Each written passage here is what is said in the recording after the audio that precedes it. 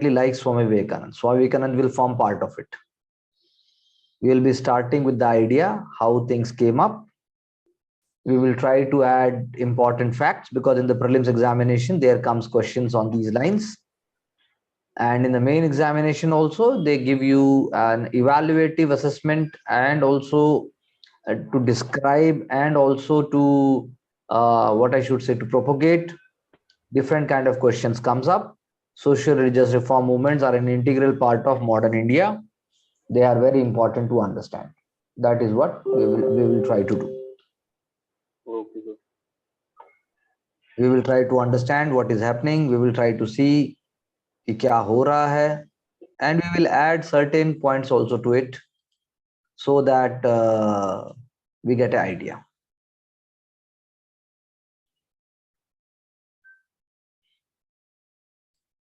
कोई और सवाल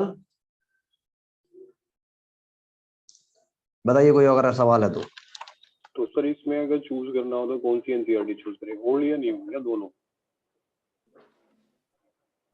सब पढ़ना पड़ेगा, नया भी पढ़ना पड़ेगा, पुराना ही पढ़ना पड़ेगा. जनरली कोचिंग इंस्टीट्यूट्स बोलते हैं एनसीईआरटी तो पढ़ो ही मत, खासकर छठी की मत पढ़ो. डोंट रीड क्लास 6, 7, 8, 9, 10, वो तो क्योंकि आपको आती हैं, जबकि ऐसा है नहीं, ऐसा कुछ नहीं है. हाँ, ऐसा कुछ नहीं है. अगर कुछ आता होता तो बात और थी. वो एक तरीका है जिसे कहते हैं false confidence.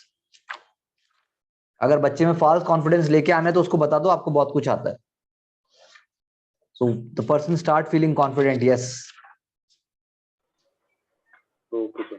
So we will try to understand the concepts and we will try to go through what is happening. Okay, because they are socio-religious reform movements.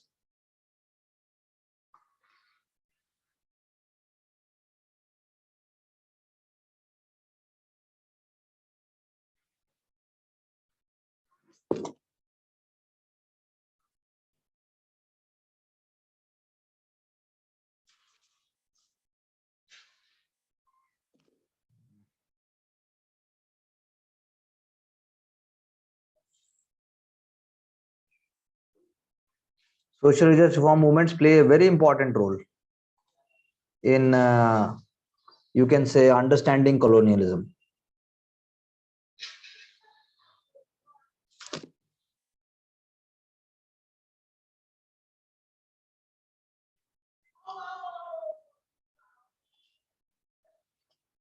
In understanding colonialism, socio-religious movements play a very important role. That is why we are introducing ourselves to different forces. It is a kind of a force. And you can say that it is a force which is against the British rule in some ways. That is what we want to understand. Because we have to see that it was Europe. It was Europe which is first having enlightenment, and thereby coming of the modern forces. Whereas in India at the same time, you don't have any modernizing forces. That is why there is a difference in social, political, and cultural outlook.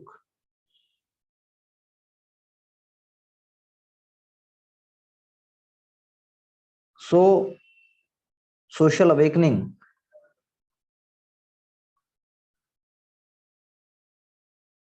is linked with the political, economic,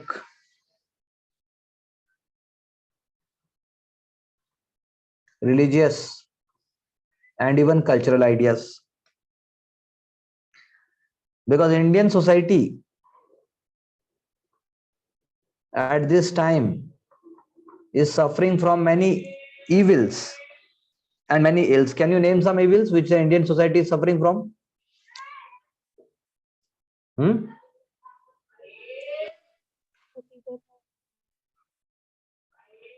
Be a little louder.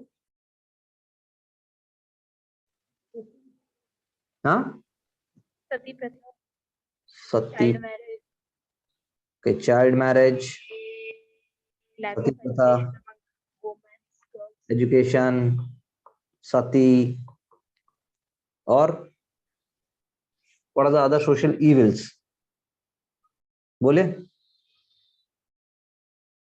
Tell me social evils fast. patriarchy, patriarchy, और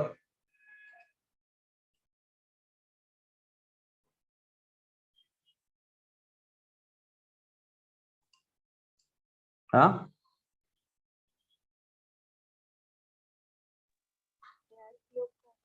हाँ, hierarchy among caste, be little louder please. hierarchy among caste system, casteism, untouchability, और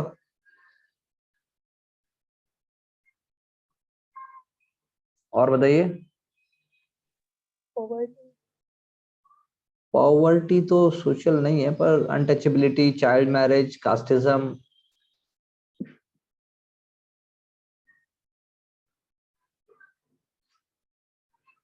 religious communalism है। Communalism है कि नहीं है? लिखा है। कम्युनलिज्म है इस टाइम पे कि नहीं है? सर। yes, कैसे, कब पढ़ा तुमने अकबर के टाइम पे दंगे हुए? हाँ, सर उस टाइम पर सर जो जो हिंदू थे उनको कर देना पड़ता था अपने। कम्युनलिज्म तो नहीं है ना ये।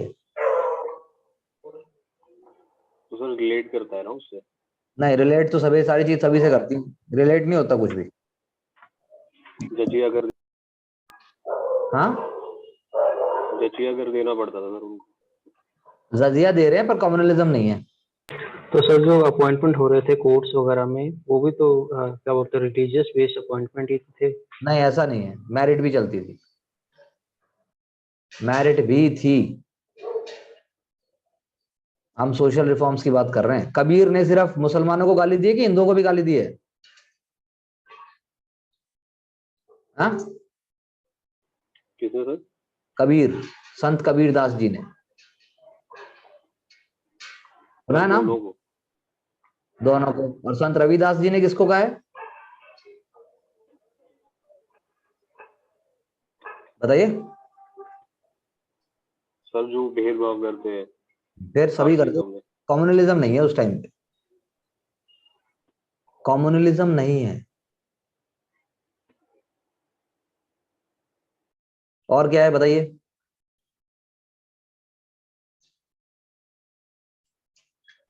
समानता नहीं है sir. Communalism is a modern phenomena. हाँ, समानता नहीं है। हो गया ना, अनटचेबिलिटी। और क्या है? और बोलो।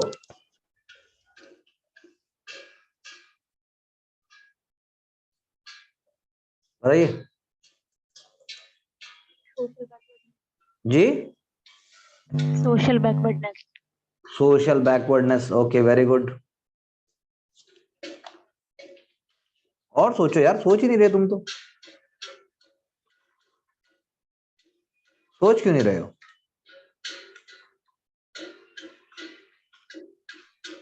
religion, हाँ, रिलीजन में क्या? मतलब क्रिश्चियन मिशनरीज थे ना उस टाइम पे, तो हाँ, और मुस्लिम को प्रमोट करना। क्या? सर अदर रिलीजियस को भी प्रमोट करना क्रिश्चियन मिशनरीज के अलावा। अदर रिलीजन्स को भी प्रमोट करना। रिलीजन में बताओ, रिलीजन में क्या इविल्स है? सर कास्टनिज्म। हाँ, कास्टनिज्म। जोर से बोलिए राजीव जी। कास्टनिज्म सर। कास्टिज्म तो हो गया, रिलीजन में थोड़ा ना है वो। धर्म में बताइए, धर्म में। सर प्रीस्टली क्लास का डोमिनेंस। हाँ, dominance of priestly class, correct. और ब्राह्मणिकल ट्रेडिशंस, और क्या बताइए? रिचुअलिज्म। हाँ, रिचुअलिज्म, वेरी गुड।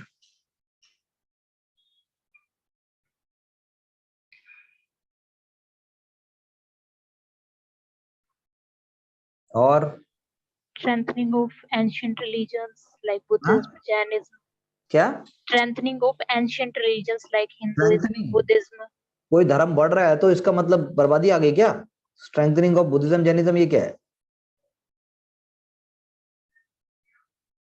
इससे दूसरों को क्या प्रॉब्लम हो सकती है? सब अपना करो धर्म. सोशल इविल, रिलीजियस इविल्स में क्या आएगा? और sacrificial practices, हाँ, sacrifices. Sacrificial practices, very good. Child और labour, child labour. Child labour, मंदिरों में क्या चाइल्ड लेबर करवाएगा यार? हैं? सुपरस्टिशन नहीं बोल रहा कोई भी, मतलब कमाल है. और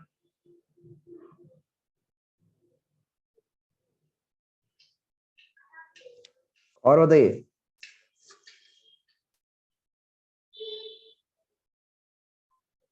हैं? सुपरस्टिशन, डॉगमास, उसके बाद जो है इमोरल. हाँ, बिगेटरी। हाँ, बाइगॉटरी, करेक्ट. immoral practices, bigotry. और woman को, the right that woman should get, she is also not getting them. That is the whole point. So there are lot of issues with the society right now. Society is not progressive enough. So on one side you have the impact of colonial rule, other side you have the impact of modernity. That is why diverse reactions will be there.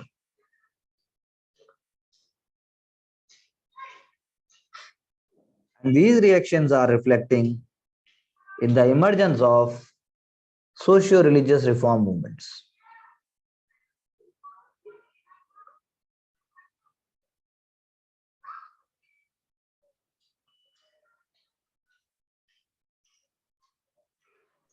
Sir intercaste marriage हो सकती है? क्या हो सकती है? Evil practice. कैसे हो जाएगी इंटरकास्ट मैरिज इविल प्रैक्टिस? हाँ, पाकिस्तान में रहती हो?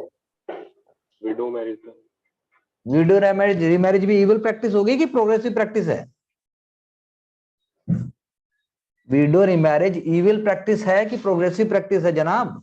सर प्रोग्रेसिव भी है लेकिन कुछ उस हिसाब से इविल प्रैक्टिस भी माना जाता है लोगों को कि ये उनके धर्म के बिल्कुल खिलाफ है. वो सही है, लेकिन वैसे तो ये इविल प्रैक्टिस नहीं है ना, या है? कुछ लोगों के हिसाब से है, कुछ लोगों के हिसाब से नहीं है. आपके हिसाब से क्या है? मेरे हिसाब से सर प्रोग्रेसिव है. बात खत्म. तो ये सोशल इविल नहीं है, ये फैटलिज्म। हाँ, फैटलिज्म। फैटलिज्म, यस डेफिनेटली फैटलिज्म, बिल्कुल.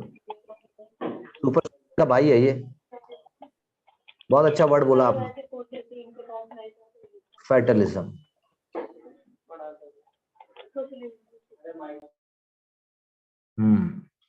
गुड. सो जब ऐसा होगा, there will be diverse reaction as I said. For example, there will be revulsion. There will be revulsion against Hindu religion and culture.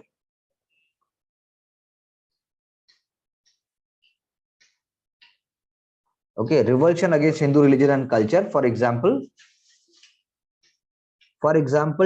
Young Bengal movement.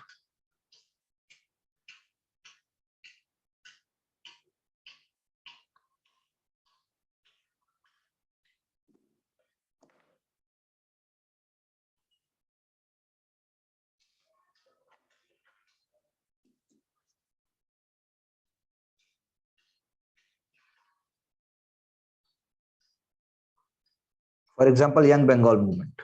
Okay, it is an example of revulsion against Hindu religion and culture. Young Bengal movement. Old religious ideas and traditions, they were not seen as something progressive, and Hindu religion was suffering from many rigidities. That is why modernity will be breaking those barriers, sometime positive, sometime negatives. Okay. For example, eating meat or even drinking wine is seen as offensive to Hindu sentiment, but along with modernity, youth will try to have all this. That is why we say एक reaction तो revulsion के जैसा होगा. दूसरा, ये एक तरह का ट्रेंड है. Another trend will be the meeting of east and west points or ideas. Meeting of east or west points or ideas. वो कैसे होंगे? By leaders like Raja Ram Mohan Roy.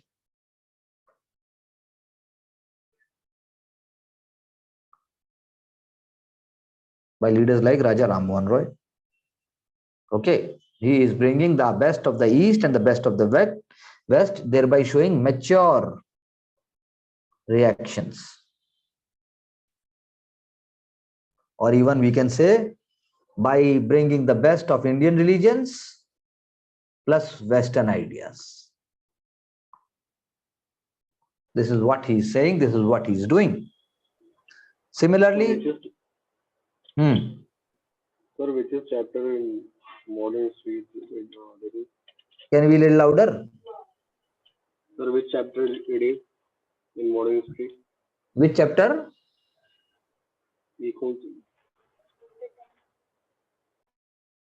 Be louder, please. Chapter कौन सा है modern history में? Social religious reform movement है, बताया तो मैंने शुरू में. ओल्ड एनसीईआरटी में. हाँ, मिल नहीं रहा कौन सा, मतलब फर्स्ट है, सेकंड है, थर्ड है या एट है, नाइन है? ढूंढिए कौन सी किताब है आपके पास. ओल्ड एनसीईआरटी, न्यू एनसीईआरटी दोनों है. ओल्ड में ढूंढो, बिपिन चंद्रा की उसमें ढूंढो. न्यू में 11th है सर. पुराने में बता दे रोहित इसको. ओके सर, 1 मिनट में बताता हूँ सर. पुराने में सर, पुराने में 13वां होगा सर. और ये सब चैट में लिख दिया करो. ओके. जब मैं बोलूं तब बोलो.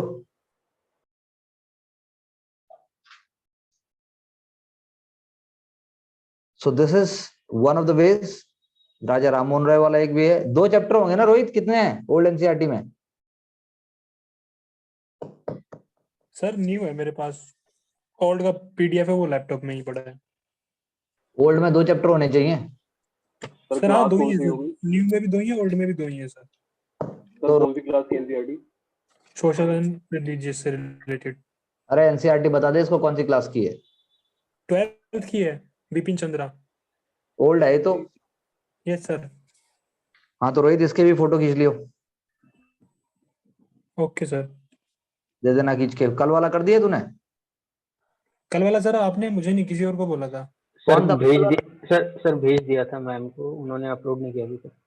तो ये आपका काम है, मैडम को मिले नहीं आप उसके बाद? नहीं सर. अच्छा ठीक है, कोई नहीं, आज याद दिला देना. ठीक है. 7th क्लास का है ना आपका? हाँ सर. हाँ रोहित जी, आप ओल्ड एनसीईआरटी डालिएगा. Old NCERT Vipin Chandra sir. हाँ, क्वेश्चन डालना पीछे के और मैप. ओके सर, वो आपने उनको बोला जिनके पास बुक है, क्योंकि सर मैं तो लैपटॉप से स्क्रीनशॉट लेके डाल सकता हूँ. फिर आप क्वेश्चन दे दे मैडम को, फिर भी दे दो मैडम को क्वेश्चन, कोई टेंशन नहीं है.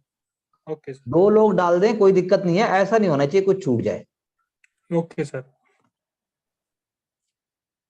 क्योंकि जब आप एक बार देखोगे ना उसको बाद में, when you see it once more once, जब आप ये समझ में आएंगी किसी समय में, then it will be helpful. Not today, it will not be helpful.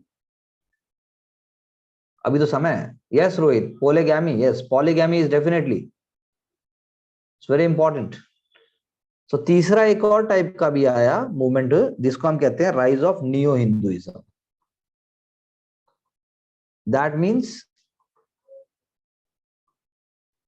That means showcasing superiority of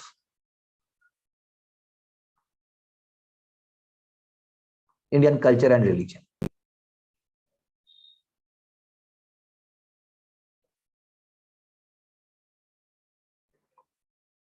Okay, superiority of Indian culture and religion. So all these things together, they will bring Indian Renaissance. They will bring Indian Renaissance. There will be socio cultural reforms. And that is why we say they will bring Indian Renaissance. Socio-cultural reform will be one of the most important components in the 19th century. So the question arises that socio-cultural reforms in India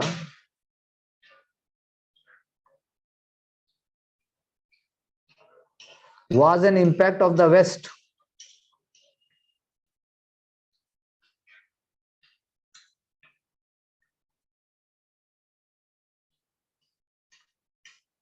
Was an impact of the West. बताओ. हाँ. हाँ sir, waste का impact था क्योंकि जब westerners आए तो वो मॉडर्न एजुकेशन भी लेके आए और उसके साथ में जो इंडियंस थे उनको एक्सेस हुआ कि जो फॉरेन थिंकर्स वगैरह थे उनका, उनकी आइडियोलॉजी का, तो फिर इन्होंने क्या काम किया कि लोकली रिफॉर्म्स के लिए प्रेस करना चालू किया. So was an impact of the West. That means if West would not have come here or we would not have known the West, then there would not have been any socio-religious reform movement. Sir reforms होते पर westerners आने के बाद में जो traditional जो power का structure था वो उन्होंने डिप्लीट कर दिया था, तो रिफॉर्म्स इजीली हो पाए ज्यादा आसानी से.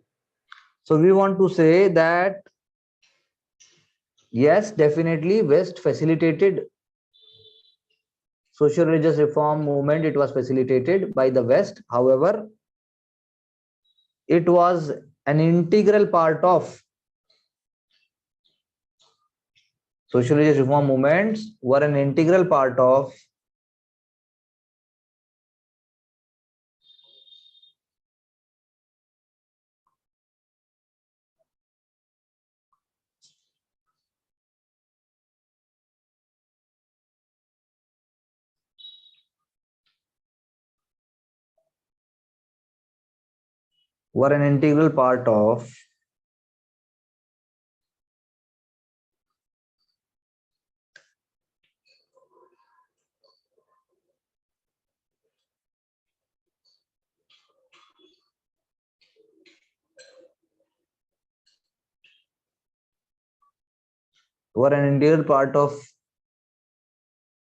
emerging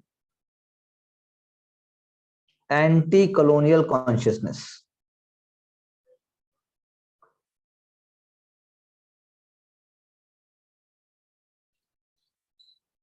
Emerging anti-colonial consciousness. Yes, West facilitated, and there was a tendency of religious revivalism also.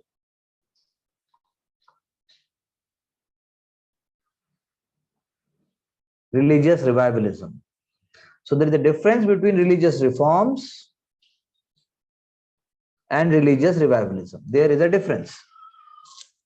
Okay. Reforms will be progressive, persuasive, and even gradual in nature.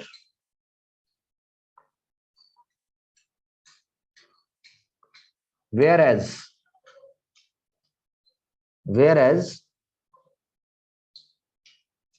a revivalism will have a tendency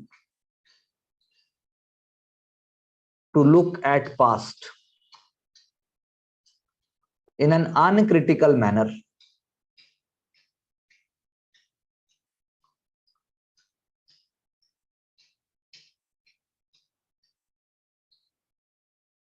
To look at past in an uncritical manner. Okay. So revivalism will have a sense of pride, but it may lead to negative consequences.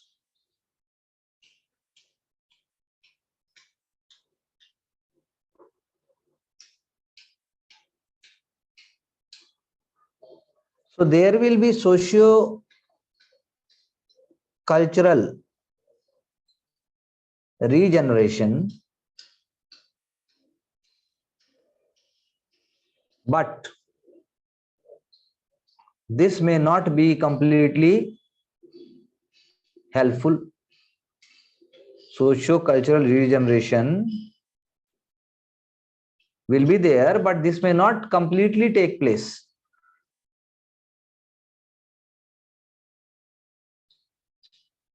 Because it is a continuous cycle.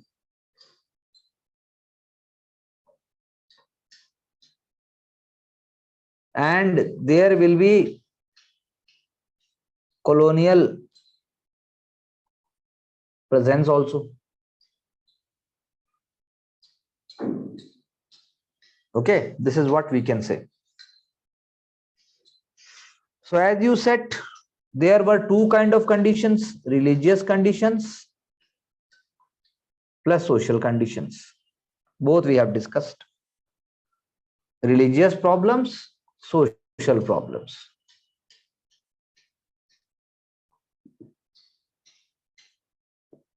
There will be different factors. What factors do you think were there for the rise of 19th century reforms?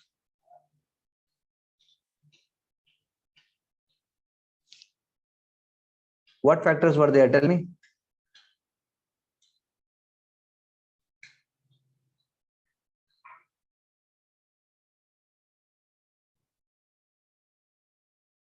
What were the factors for the rise of reforms? Yes, we can say role of middle class or role of enlightened Indians.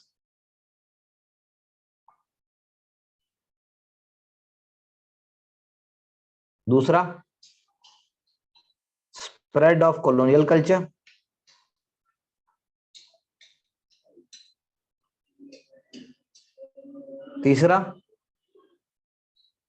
तीसरा बताइए.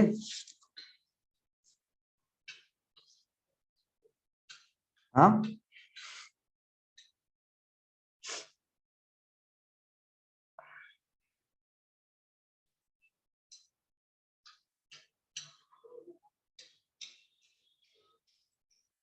yes, we can say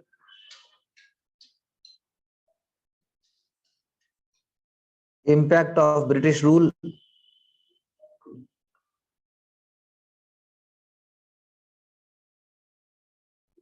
Definitely it is making an impact.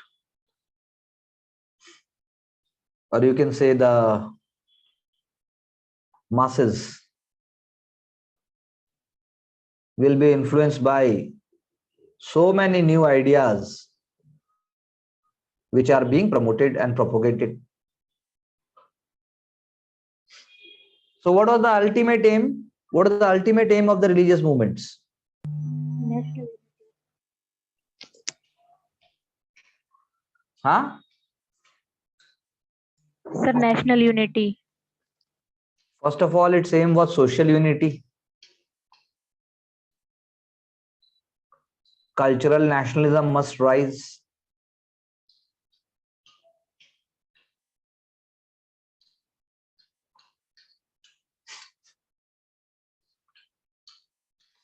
Well-being of individuals.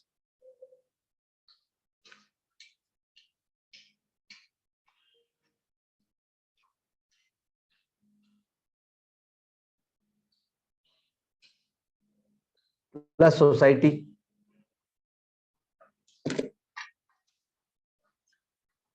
Well-being of individuals plus society.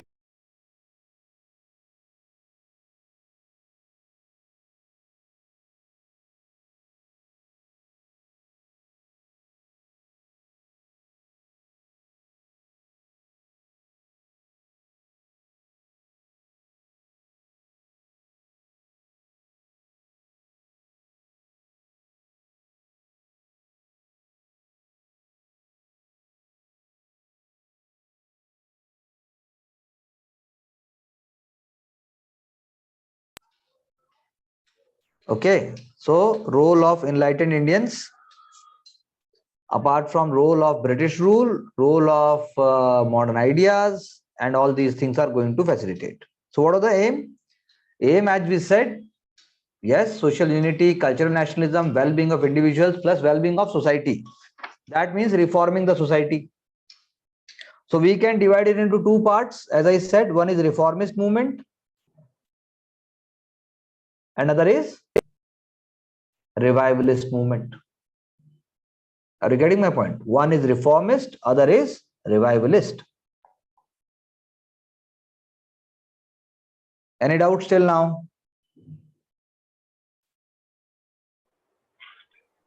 Sir Hindi में करवा दो। तो मैं क्या कर रहा हूं?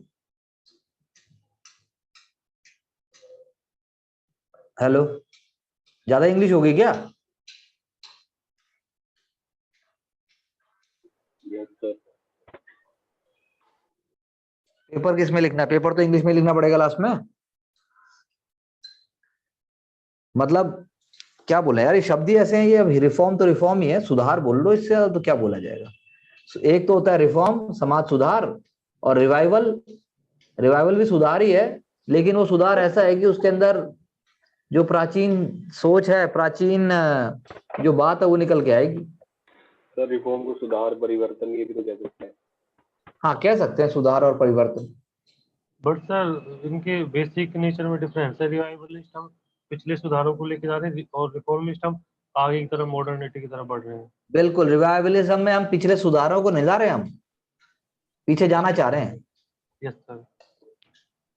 हाँ, यस सर। पुनः स्थापना सर। क्या कह रहे हैं? पुनः स्थापना। पुनः स्थापना, ये लो शाबाश, ये बता दिया हिंदी में।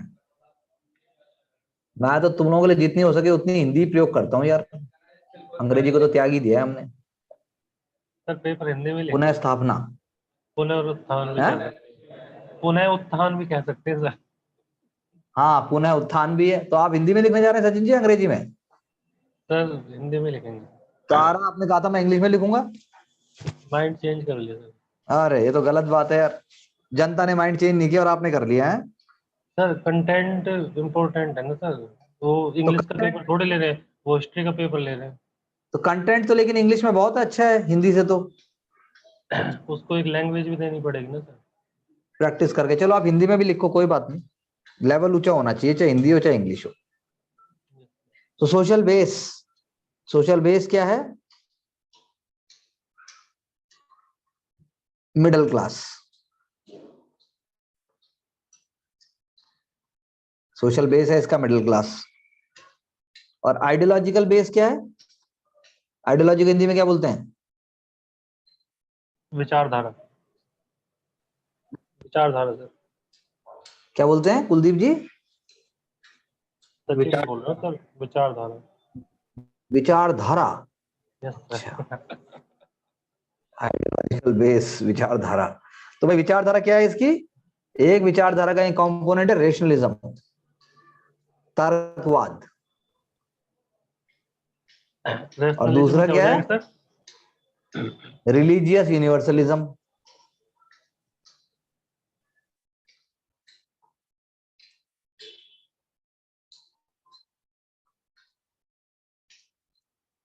एक है रेशनलिज्म, एक है रिलीजियस यूनिवर्सलिज्म।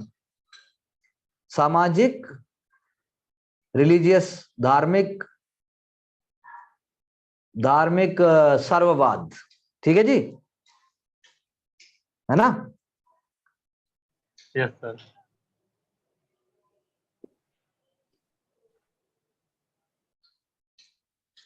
धार्मिक सर्ववाद।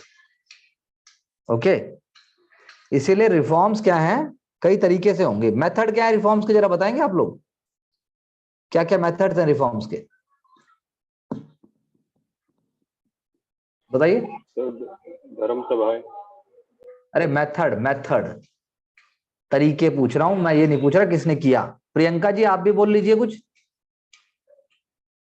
और सुगंध जी। हाँ सर हम उन्हें जागरूक करके सर अपने धर्म के बारे में ज्ञान देंगे। एक हो गया थ्रू सिंबल्स ऑफ चेंज। एक बताओ जरा सिंबल ऑफ चेंज का एग्जांपल। अगर आपको धर्म में वो लाना है, मतलब समाज सुधार करना है, तो सिंबल ऑफ चेंज क्या बोलोगे तुम्हारे हिसाब से? मीट और शराब को बंद करेंगे सर। तो उससे धर्म बदल जाएगा? ये क्या बात हुई? मीट और शराब पीना अधर्म कब से हो गया? पर उस टाइम पे अधर्म ही था, नहीं ऐसा नहीं है। जो मॉडर्न वेस्टर्न कल्चर को देख के जिस हिसाब से लोगों ने उसको अपनाना शुरू किया। नहीं, मीट तो आप इंडस वैली सिविलाइजेशन से खाते हो। लेकिन सर हिंदू धर्म में और सिख धर्म में मतलब कई चीजें ऐसी थी जिसमें उसको वर्जित बताया गया, आई एग्री विद यू। तो उस नहीं हिसाब तो से सिंबल ऑफ चेंज बताओ, सिंबल ऑफ चेंज। जैसे आप कह सकते हो कम्युनिटी किचन, जैसे अभी आप जो बात कर रहे हो कम्युनिटी किचन है वो कायदे से, जिसको लंगर कहते हैं, yes, sir, सिंबल है। Sir Indian language schools. और क्या होंगे सिंबल ऑफ चेंज? हाँ, और religious Indian language belief, school.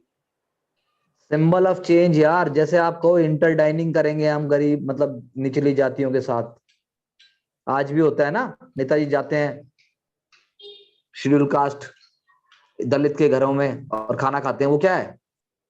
Symbol of change. Symbol of change symbol है ऑफ वो। चेंज। फिर और कोई सिंबल बताओ। फिर तो सर ये सबको रिजर्वेशन दे रखा है, ये भी टेम्पल में सिंबल ऑफ चेंज है। अरे एक बार में एक आदमी। हाँ बोलो क्या कह रहे हो? ये रिजर्वेशन इंट्रोड्यूस करा रखा कॉन्स्टिट्यूशन में, ये भी सिंबल ऑफ चेंज है सर। हाँ बिल्कुल है, 100% है ये, 100% सिंबल ऑफ चेंज है ये, सोशल सिंबल है ये। Sir temple entry movement. हाँ very good, temple entry movement, बिल्कुल सही कहा, टेम्पल एंट्री एक सिंबल है। मनुस्मृति का जलाया जाना एक सिंबल है। तो कुछ ऐसे मतलब तुम्हें सोचना पड़ेगा। इंटर डाइनिंग एक सिंबल है। ये हो गया सिंबल ऑफ चेंज के थ्रू। और मेथड बताओ, एक मेथड मैंने बता दिया, अब आप बताओ। Sir intercaste marriages. नहीं ऐसे तो बड़ा सिंबल बताइए ना, जैसे मतलब वो तो रिफॉर्म्स फ्रॉम विद इन हो गया। Sir clothing. Reform from with in क्या? क्लोथ। अंदर से जो सुधार हुए, एक तो सुधार किया गया,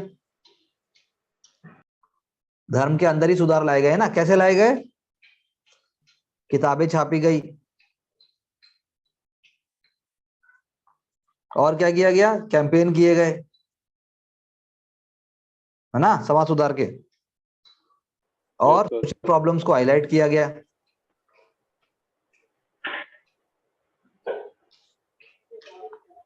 और बोलिए,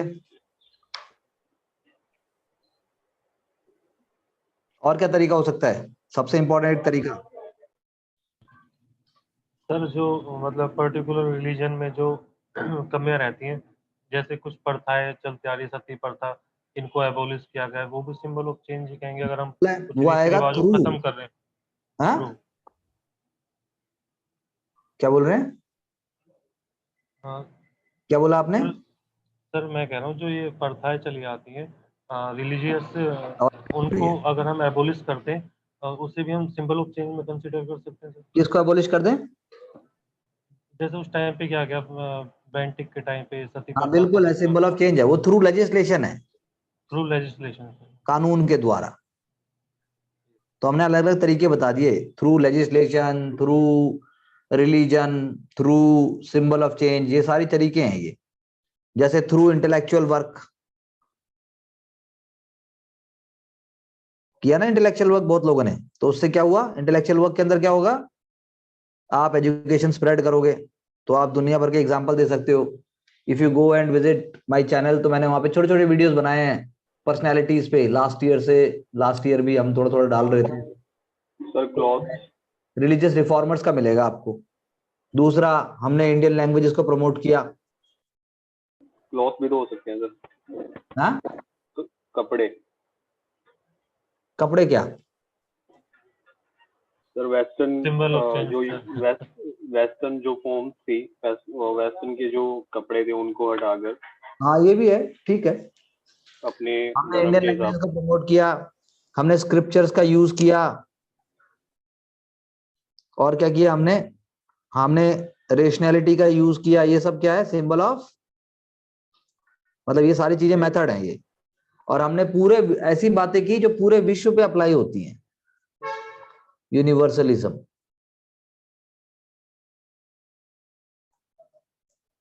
ठीक है, तो ये हो गया आपका रिफॉर्म थ्रू इंटेलेक्चुअल वर्क। किसी भी रिफॉर्मर्स के नाम लाओ, उन्होंने क्या लिखा क्या बोला, वो सारी चीजें। अब एक और तरीका भी था रिफॉर्म लाने का, थ्रू सोशल वर्क।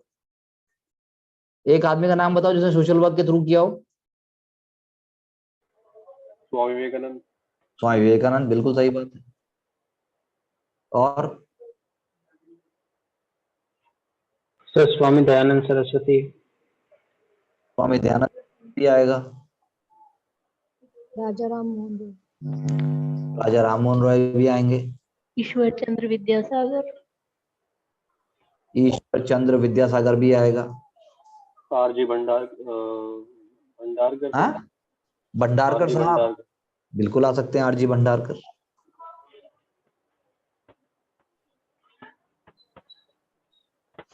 ठीक है जी, तो इशू तो हमने बताई दिए। अशिक्षित समाज, Brahmanism, upper classes, caste system, condition of women, ideal worship भी अपने आप में इशू था। आइडियल वर्शिप क्यों इशू था?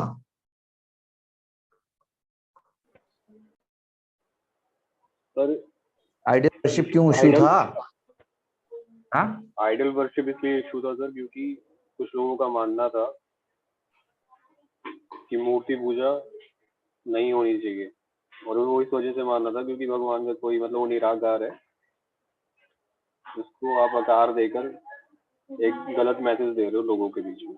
तो यानी वो क्या कह रहे थे कि आइडियल वर्शिप होनी नहीं चाहिए? क्यों नहीं होनी चाहिए आइडियल वर्शिप? क्योंकि आइडियल में भगवान नहीं होता। वो सर एक निराकार का रूप दिया गया था जिसका कोई आइडियल आकार वर्शिप क्यों? हाँ, सर रिचुअलिज्म की तरफ जा रहे थे। तो क्या हो गया? स्पिरिचुअल बनो। सर स्पिरिचुअल तो ठीक है, पर जब क्या बोलते हैं, जब दान दक्षिणा की बात आती थी मंदिरों में, तब वहाँ दिक्कत आती थी क्योंकि फिर कास्ट सेग्रीगेशन होने लग गया था। नहीं, ये नहीं है इशू कुछ भी। इशू ये है कि आइडियल वर्शिप के जो पर्पस था ना, वो तो हुआ नहीं, वो तो सॉल्व किया नहीं। आइडियल वर्शिप सारा का सारा फोकस कंसंट्रेशन हो गया। यानी आइडियल वर्शिप करके ही सब कुछ हो सकता है। तो गोल शुरू में ये नहीं था। Ideal worship was for concentration, for belief, you know, for meditation. वो तो रहा नहीं गोल, वो बहाना बन गया। जैसे पॉलिटिक्स क्यों गंदी है? क्योंकि पॉलिटिक्स अपने आप में गंदी नहीं है। पॉलिटिक्स में कोई बुराई नहीं है, वो तो राजनीति है। लेकिन जो करने वाले हैं वो जब अपने वेस्टेड इंटरेस्ट को आगे ले आते हैं, इसलिए वो गंदी हो जाती है। लोग कहते हैं पॉलिटिशियन सबसे गंदा होता है। सर लाइक जैसे दयानंद सरस्वती थे, उन्होंने आर्य समाज की स्थापना करी थी। हाँ, तो सर उन्होंने धर्म के सुधार करने की बात की। उनको जो देखा, जो उन्हें समझ आया, उनको उसने परस्यू किया। अभी बात करेंगे। तो सर उन्होंने मूर्ति खंडन का भी सपोर्ट किया था ना कि मूर्ति पूजा नहीं होनी। मूर्ति खंडन का इसलिए किया क्योंकि उन्होंने देखा मूर्ति खंडन के थ्रू जो रेशनैलिटी जानी चाहिए वो तो जा नहीं रही है, और मूर्ति पे ही सारा जोर दिया जा रहा है। इसलिए उन्होंने मूर्ति का खंडन किया। जहां पर बिना बुद्धि के पढ़ाई हो रही है उसका खंडन किया उन्होंने, कि तुम लोग आगे बैठ गए, एक्स्ट्रा काम नहीं करना, लेवल नहीं उठाना है, लेकिन फैटलिस्ट तरीके से काम करना है। तो उस चीज का आर्य समाज के जो संस्थापक श्री दयानंद सरस्वती जी, उन्होंने इस चीज का विरोध किया। जिस प्रकार से समाज का सुधार नहीं हो सकता, उसी तरह से एग्जाम का भी सुधार नहीं हो सकता। तो उन्होंने मूर्ति पूजा की बात नहीं की कि भाई, उन्होंने ये नहीं कहा कि किताब से आदमी सीख नहीं सकता, पर उन्होंने कहा किताब से सीखने के लिए भी एक स्ट्रेटेजी चाहिए, एक तरीका चाहिए, और उसको सिखाया जाए तब जाके होगा।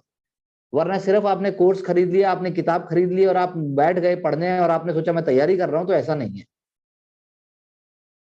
तो question is not ideal worship, कि क्वेश्चन इज द एसेंस। समझो कि आइडियल वर्शिप के अगेंस्ट क्यों बात है, मूर्ति पूजा का विरोध क्यों है? क्योंकि वाकई मूर्ति की पूजा होने लग गई थी। मूर्ति के थ्रू जो होना चाहिए वो तो नहीं हो रहा था। भाई इनमें से किसी ने मंदिर तोड़वाए? भाई दयानंद सरस्वती ने मंदिर तोड़वाए क्या? नहीं no sir. Sir. No sir. मंदिर तोड़वाने चाहिए था ना उसको। सर वो धर्म के खिलाफ नहीं थे, किसी पर्टिकुलर रिलीजन के। क्या कह रहा है? वो पर्टिकुलर रीजन के खिलाफ नहीं थे। उनके डिफरेंस ये था कि जो वे ऑफ वर्शिप था उसके अगेंस्ट थे सर। वो भी मैं भी वही कह रहा हूँ, वे ऑफ वर्शिप जो आपने शब्द बोला। बट सर ये देखे कि अगर कंसंट्रेट करने के लिए तो फिर उनको जरूरत होगी। हाँ क्या? क्या कह रहे हैं, दोबारा बोलिए। सर रिलीजियन एक्टिविटी के लिए उन्हें कुछ तो चाहिएगा जहाँ पे वो कंसंट्रेट कर सके। हाँ, तो उसी के लिए तो पढ़ा लिखा आदमी होना चाहिए। अब आदमी जो है पहले गांव से दिल्ली आता है या गुड़गांव आता है या कहीं जाता है, फिर वहां से वो लाइब्रेरी आता है, उसका बस चले तो लाइब्रेरी की भी छत पे जाके बैठ जाए, फिर पता नहीं कहाँ जाएगा, क्योंकि उसको लगता है कहीं और ही होगी पढ़ाई जाके। ऐसे ही धर्म में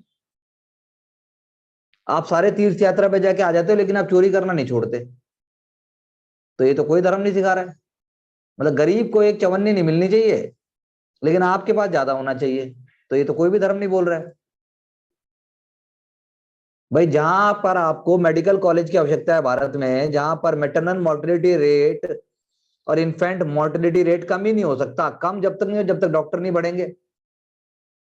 लेकिन फिर भी आप जो है मान लो 200 करोड़ 500 करोड़ किसी धर्म के नाम पे आप लगा देते हो, वो पैसा आपने वहां क्यों नहीं लगाया? तो रेशनल समाज नहीं हुआ ना दयानंद सरस्वती जी के हिसाब से, राजा राममोहन रॉय जी के हिसाब से रेशनल समाज नहीं हुआ वो, कि जिस 500 करोड़ से, जिस 1000 करोड़ से मान लो मेडिकल कॉलेज और एम्प्लॉयमेंट जनरेट हो सकती थी, उसकी जगह आपने उसको धर्म में लगा दिया। तो अब ये भी एक सोच है। सर एम्प्लॉयमेंट तो सर वहां से भी जनरेट होगी ना। दोनों में फर्क है ना एम्प्लॉयमेंट जनरेट करने में।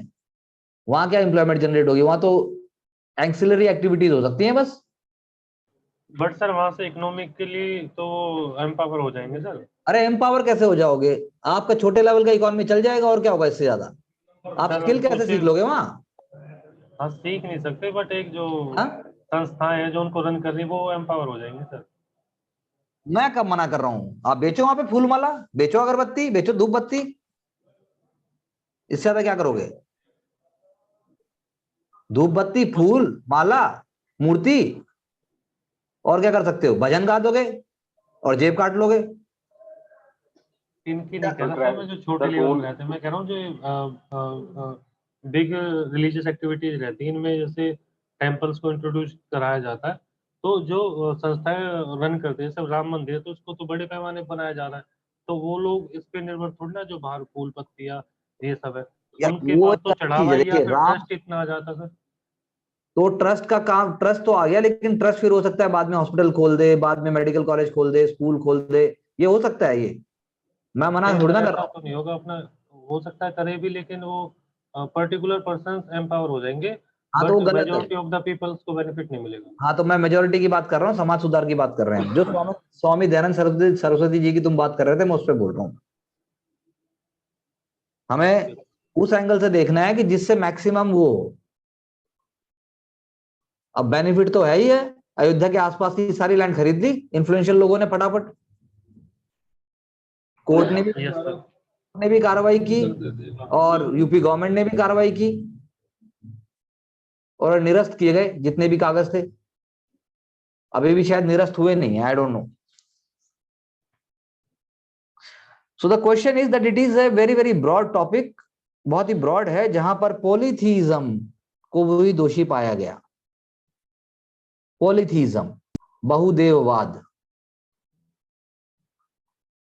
बहुदेववाद के चक्कर में असली भगवान तक आप पहुंच ही नहीं पाए, इसीलिए बहुत सारे जो हमारे थिंकर थे वो बहुदेववाद और मूर्ति पूजा दोनों के अगेंस्ट थे, और वो रिचुअल और सेरेमनीज के भी अगेंस्ट थे। रिचुअल और सेरेमनीज होंगी इसी दिन होंगी, ऐसे होंगी, इतना दूध इतना पानी इतना आरती, वो इसके भी अगेंस्ट थे। उनका मानना था कि इससे ये जो है डेटरेंट है हेल्दी इंडिविजुअल और सोसाइटी के लिए। ओके, ये एक सब्जेक्टिव पॉइंट है, लेकिन उसके नाम के ऊपर जो पाखंड और अंधविश्वास को जो बढ़ाया जा रहा था उसकी बात हो रही है। तो राजा राम मोहन राय को क्या कहा जाता है? Morning star, morning star of reform movement. He is called as morning star और रिफॉर्म मूवमेंट, और ये कहा जाता है first great leader of modern India. First great leader है एक तरीके से, first modern man of India है ये।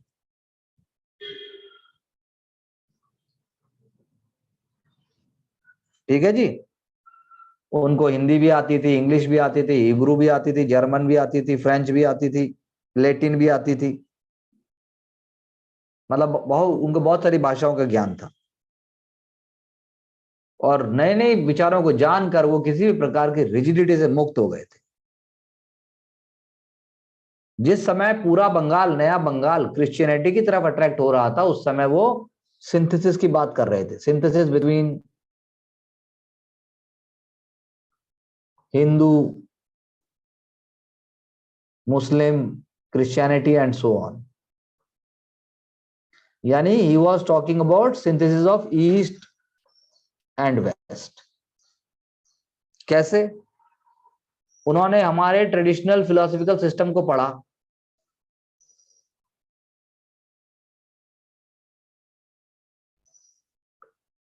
और पढ़कर उन्होंने जो है वेदांत और उपनिषद को उन्होंने बंगाली में भी ट्रांसलेट किया, और साथ में उन्होंने जो है ये बिलीव किया कि मॉडर्न इंडिया से सिर्फ जो है भारत समाज का भला नहीं हो सकता,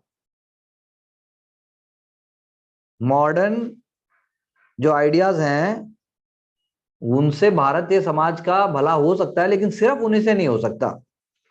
जो भी हमारे समाज में भी जो भी रीजन और रेशनैलिटी है उसको भी आप स्वीकार कर लीजिए और आगे बढ़िए। यानी रीजन और ह्यूमनिज्म, रीजन और ह्यूमनिज्म दोनों चीजें मिलेंगी तो समाज आगे होगा। मानवतावाद को उन्होंने वैल्यू दी। किसको वैल्यू दी? मानवतावाद और तर्कशीलता, दोनों चीजों को उन्होंने वैल्यू दी। इसीलिए उन्होंने कास्ट सिस्टम को बहुत रिजेक्ट किया। उन्होंने कहा जो वेद और उपनिषद में है वो असल में है मोनोथीइज्म। क्या है? मोनोथीइज्म है उसमें, और हम क्या प्रैक्टिस कर रहे हैं? पॉलीथीइज्म। इसीलिए उन्होंने पर्शियन में एक, पर्शियन में देखना पड़ेगा पर्शियन में होगी या किस में होगी, पर्शियन या अरेबिक भी हो सकता है, तूफत उल मुहाविदीन,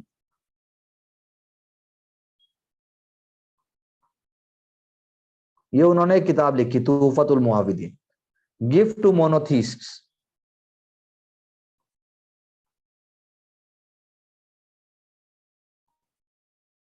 ठीक है जी, जिसमें उन्होंने रीजन को आगे रखा। किसने लिखी थी सर ये? कौन, किसकी बात कर रहे हैं हम? ये बुक वही मैं पूछ रहा हूं, किसकी बात कर रहे हैं हम? राजा राम मोहन। तो बस फिर क्या बोला, दोबारा बोलो, अरे दोबारा बोलो, हेलो। सर राजा राम मोहन। राजा, अरे जल्दी बोलो दोबारा।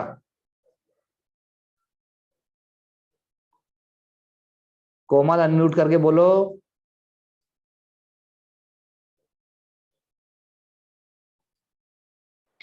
सर राजा राम मोहन रॉय। फिर तुम्हें पता नहीं था ना? तुम राजा राममोहन कर रही थी ना? हैं? अनम्यूट करो। मैं बोल रहा हूं अनम्यूट करके बात करो। हाँ जी सर। तुम क्या बोल रही थी? कुछ नहीं बोल रही थी सर मैं। राजा राममोहन बोल रही थी ना तुम? नहीं sir.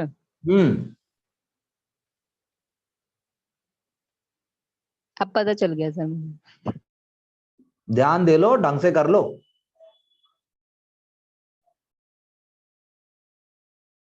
Lack of sincerity I hate. Sorry sir. तो उसने ये लिख दिया भाई तुहफतुल मुहाविदीन, उस किताब का नाम लिखा या उस टेक्स्ट का नाम उसने कह दिया गिफ्ट टू मोनोथीस्ट्स। यानी जो भी लोग एकेश्वरवाद को मानते हैं उनको मेरी तरफ से एक गिफ्ट है। सारे रिलीजन्स की उसमें चर्चा की, सब कुछ किया। ऐसे ही उन्होंने एक लिखा परसेप्ट्स ऑफ जीसस।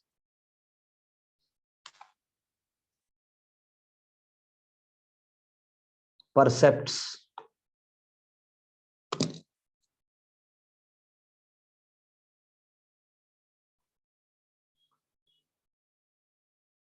ऑफ जीसस, जिसमें उन्होंने रेशनैलिटी अप्लाई की। किस पे अप्लाई की रेशनैलिटी? उन्होंने क्रिश्चियनिटी पे। एथिक्स को उनके निकाल के लाए। तो रेशनलिज्म हर जगह दिखा रहे हैं वो। सबसे इंपॉर्टेंट उन्होंने किसको माना? ह्यूमन रीजन को।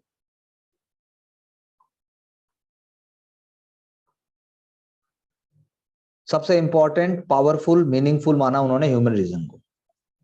इसीलिए उनके खिलाफ बहुत सारे लोगों ने आवाज उठाई। ऑर्थोडॉक्स एलिमेंट्स ने उनको कहा कि ये अधर्मी हो गया है, पापी है, उसका सोशल बॉयकॉट करो। सबसे पहले उन्होंने बनाया आत्मीय सभा।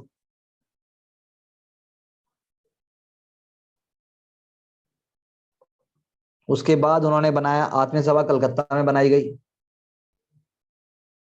फिर उन्होंने उसके बाद वहां रिलीजियस एक्टिविटीज ली बहुत सारी, और जो है कांस्टेंट स्ट्रगल किया। सोशल रिलीजियस माल प्रैक्टिसेस जो भी है उनके अगेंस्ट उन्होंने आवाज उठाई। इन्हीं विचारों को आगे ले जाकर उन्होंने 1828 में बनाया ब्रह्मो समाज।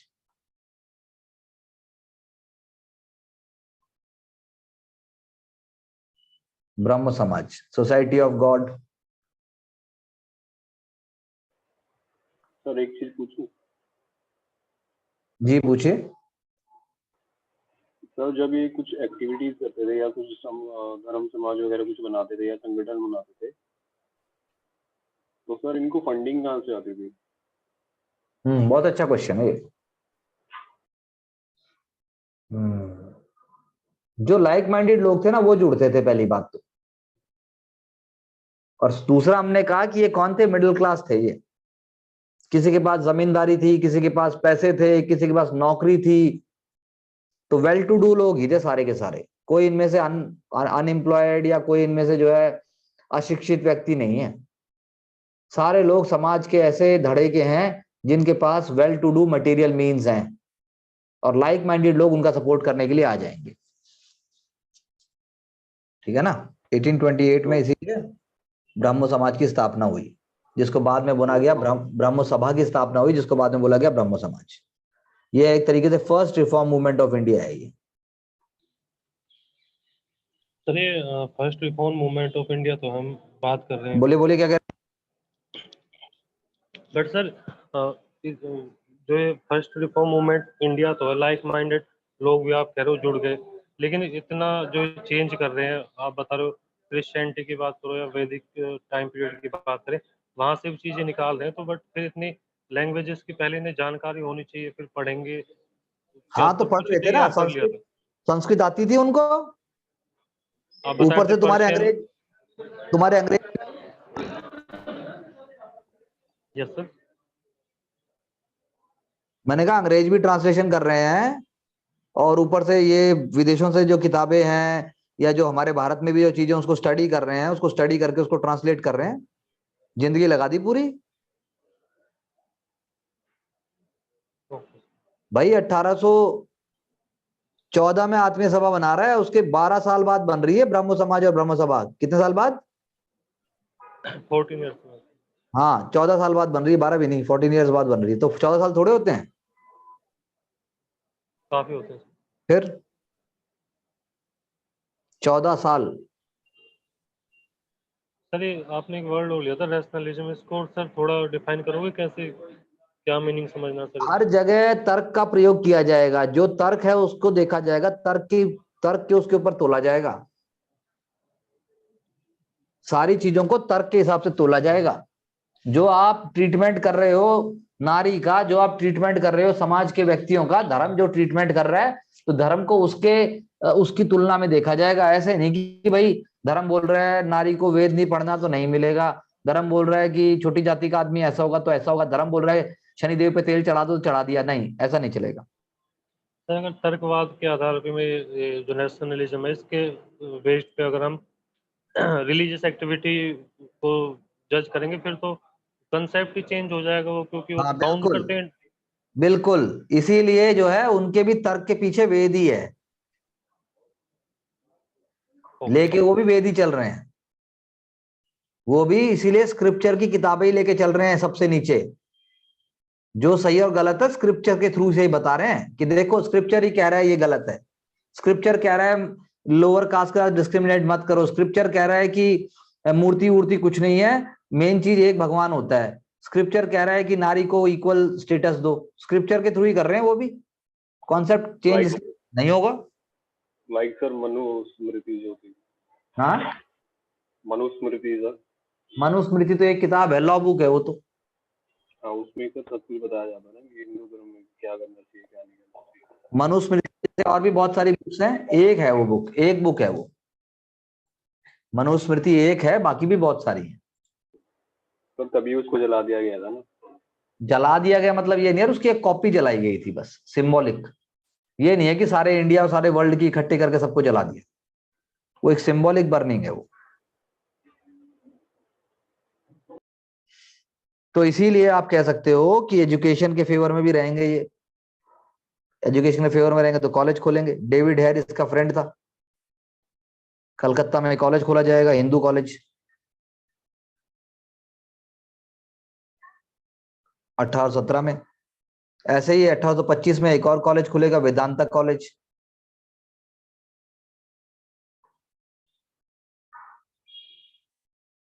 समझे? और अपनी कॉस्ट पे चलाएंगे उसको वो, जहां पे इंडियन एजुकेशन भी वेस्टर्न एजुकेशन भी दोनों हो रही हैं। साथ साथ में वो इकोनॉमिक और पॉलिटिकल राइट्स की बात भी करेंगे। साथ साथ में he is the first modern man, तो प्रेस की बात भी यही करेंगे।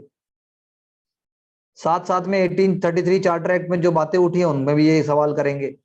तो he was a man of multiple ideas and identities. Company के ट्रेडिंग राइट्स कम होने चाहिए, पीजेंट पर से टैक्स हटाओ, इंडिया में रॉ मटेरियल का जो एक्सपोर्ट पे कोई ड्यूटी नहीं है तो उस पर ड्यूटी लगाओ, इंडिया में जो तुम इंपोर्ट कर रहे हो विदाउट एनी ड्यूटी उस पर ड्यूटी लगाओ, सेपरेशन होना चाहिए एग्जीक्यूटिव का जुडिशरी से, इंडियन जूरिस्ट भी इंडियन भी सिविल सर्विसेज में होने चाहिए। तो यानी जितनी बातें हमने अब तक की हैं वो सारी बातें राजा राम मोहन रॉय भी करते थे।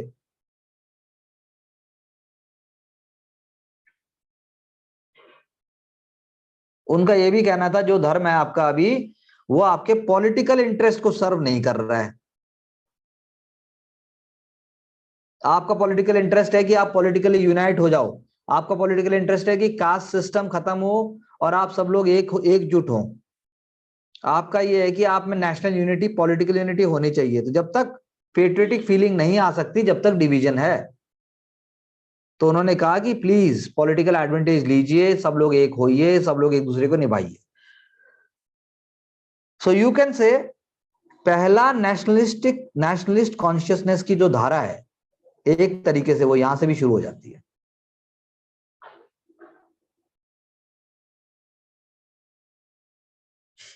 पहली नेशनलिस्टिक कॉन्शियसनेस की जो धारा है वो इंडिया में नेशन बिल्डिंग की राजा राम मोहन रॉय के समय से शुरू हो जाती है। ओके जी। राजा राम मोहन रॉय का इंटरनेशनल आउटलुक भी था।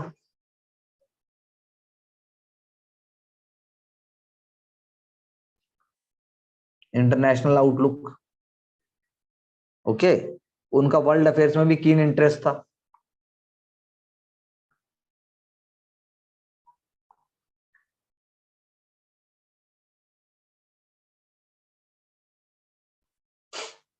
वर्ल्ड अफेयर्स में भी कीन इंटरेस्ट था। तो इससे पता लगता है कि आपको उनको किस एंगल से देखना चाहिए। वो किसको प्रमोट करते थे? लिबर्टी, इक्वालिटी, फेटर्निटी, इन सारे आइडियाज को प्रमोट करते थे। सो इसीलिए उनको क्या कहा जाता है? Father of Indian renaissance.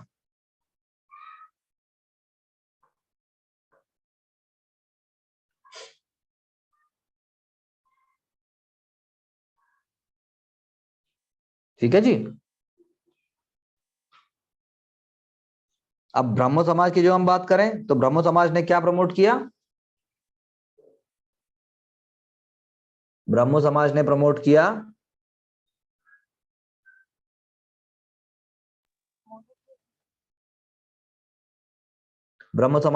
किया मोनोथीइज्म, एकेश्वरवाद, plus religious universalism, plus humanism, मानवतावाद, प्लस सोशल रीजनरेशन।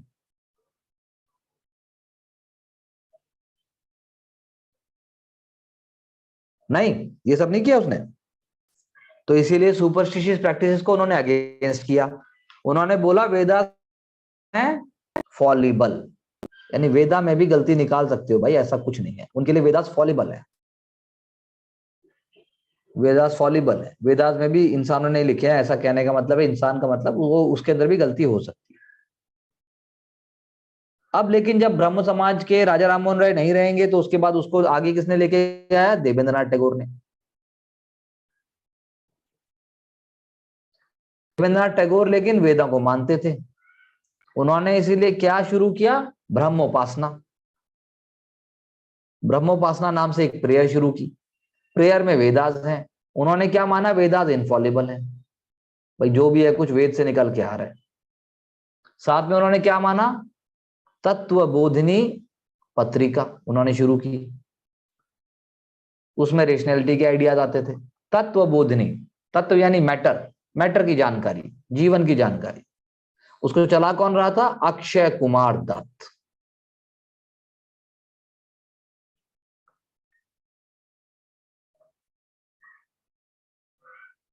और तत्वबोधिनी सभा भी बना दी एक। ठीक है जी, धीरे धीरे आगे चलते जाएंगे, पत्रिका भी हो गई, सभा भी हो गई, चीजें भी हो गई। देवेंद्रनाथ टैगोर ने जो है ब्रह्म समाज को थोड़ा सा रीऑर्गेनाइज भी कर दिया, उसकी लाइफ भी बढ़ा दी, चीजें भी जुड़ गई। इन सब चीजों में मदद कौन कर रहे हैं उनकी? केशव चंद्र सेन। लेकिन केशव बाबू ज्यादा रेडिकल हैं, ज्यादा मॉडर्न हैं, वो जो है आचार्य तो बनाया गया उनको, लेकिन उन्होंने वेदास को मानने से वो कर दिया, भाई वेदास सिर्फ सोल नहीं है। उन्होंने बोला यूनिवर्सलिज्म सब कुछ हो सकता है, सिर्फ वेदा नहीं हो सकते। यूनिवर्सलिज्म के अंडर ही आएगी हिंदू आइडेंटिटी। हिंदू आइडेंटिटी जो है सबसे इंपॉर्टेंट, सुप्रीम नहीं है। उन्होंने कहा वुमेन एजुकेशन बड़ी इंपॉर्टेंट है। अब जब ऐसा करेंगे तो समाज में हो जाएगा विभाजन। सो 1865 में दो पार्ट में बट गया, एक बन गया आदि ब्रह्मो समाज, आदि ब्रह्मो समाज, आदि यानी ओरिजिनल, और एक बन गया आपका भारतवर्षीय ब्रह्मो समाज।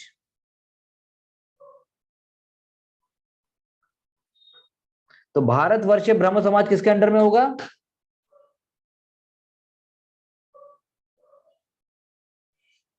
भारतवर्षीय ब्रह्म समाज किसके अंडर में होगा? अच्छा, आदि ब्रह्म समाज किसके अंडर में होगा ये बता दो चलो। सर केशव चंद्र सेन। कौन से वाला? ब्रह्म समाज। अरे ब्रह्म समाज तो सारा ही है, मैंने जो बोला उस पर बोलो ना। भारतवर्षीय ब्रह्म समाज किसके अंडर में होगा? केशव चंद्र। बिल्कुल, ये केशव सेन के अंदर हो सकता है। और दूसरे वाला किसके अंडर होगा? रविंद्रनाथ टैगोर। देवेंद्रनाथ टैगोर। देवेंद्र भाई, देवेंद्रनाथ टैगोर पिताजी है उनकी। देवेंद्रनाथ टैगोर। हाँ, देवेंद्रनाथ टैगोर। तो अब जब ये हो जाएगा तो केसी सेन इसको बढ़ा देंगे, जगह जगह पहुंच गया जी, बॉम्बे में पहुंच गया जी, मद्रास में, और ब्रह्म समाज के जैसे आइडिया जगह जगह पहुंच गए, वहां पर जो है फैल गया, वहां पर जो है बड़ा हो गया। लेकिन इस बीच में बंगाल में ही केसी सेन साहब थोड़े से रिलीजियस, थोड़े से कंजर्वेटिव हो जाएंगे। उन्होंने मदद की थी नेटिव मैरिज एक्ट के पास होने में, जिससे मैरिज एज बढ़ाई गई थी। लेकिन खुद उन्होंने अपनी बिटिया की शादी 13 वर्ष की उम्र में ही राजकुमार ऑफ कूच बिहार से कर दी। और जब उनसे पूछा गया गुरुजी आपने ये क्या किया, तो गुरुजी ने बोला मेरे को सपना आया था, मेरे को भगवान ने बताया, मैं कुछ नहीं कर सकता। फिर से स्प्लिट हो गया उसके अंदर, इसीलिए एक बार फिर से स्प्लिट हुआ, यानी भारतवर्षीय ब्रह्मो समाज फिर से स्प्लिट हो गया 1878। एक उसमें से निकला साधारण ब्रह्मो समाज। भैया हमें तो सिर्फ सोशल वर्क करना है, हमें ये सब नहीं करना। साधारण ब्रह्मो समाज है, साधारण ब्रह्मो समाज। तो कौन कौन चलाएगा उसको? साधारण ब्रह्म समाज को चलाएंगे सुरेंद्रनाथ बनर्जी, उसके बाद आनंद मोहन बोस, और उसके बाद एक और नाम भी था मिस्टर शास्त्री। ये सब लोग जो है साधारण ब्रह्म समाज को चलाएंगे और रास्ता अलग हो जाएगा। और इधर से केसी सेन कैसे बन जाएंगे? केसी सेन और रिलीजियस हो जाएगा, अपने आप को वो गॉड का रूप मानने लग जाएंगे। वो जो है हिंदुइज्म में क्रिश्चियनिटी भी ले आएंगे और वो एक और बॉडी बनाएंगे जिसका नाम दिया जाएगा नव विधान। नव विधान या नव विधान, दोनों बातें एक ही हैं। और साथ में वो अपने आप को गॉड के इक्विवेलेंट या ऐसी कुछ चीजें करने लगेंगे। प्रोग्रेसिवली हैं, वुमेन एजुकेशन के लिए भी प्रमोट करते हैं, लेकिन ये सारी चीजें खत्म कर देंगे। ये सारी चीजें जो है ब्रह्म समाज के डिक्लाइन की तरफ चली जाएंगी, समाज में विभाजन हो जाएंगे, समाज जो है टूट जाएगा, समाज खत्म हो जाएगा। ठीक है जी, ये आप कह सकते हो केशव चंद्र सेन के बारे में। उन्होंने एक, जैसे एक न्यूज़पेपर था इंडियन मिरर, उससे भी जुड़े हुए थे वो।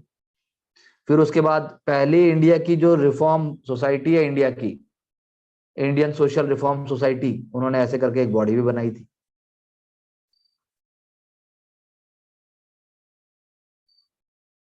और भी कई चीजें केशव चंद्र सेन ही पहली बार करेंगे। ठीक है जी, केशव चंद्र सेन ही पहली बार करेंगे और उन्हीं का रोल सबसे इंपॉर्टेंट होगा। कोई डाउट?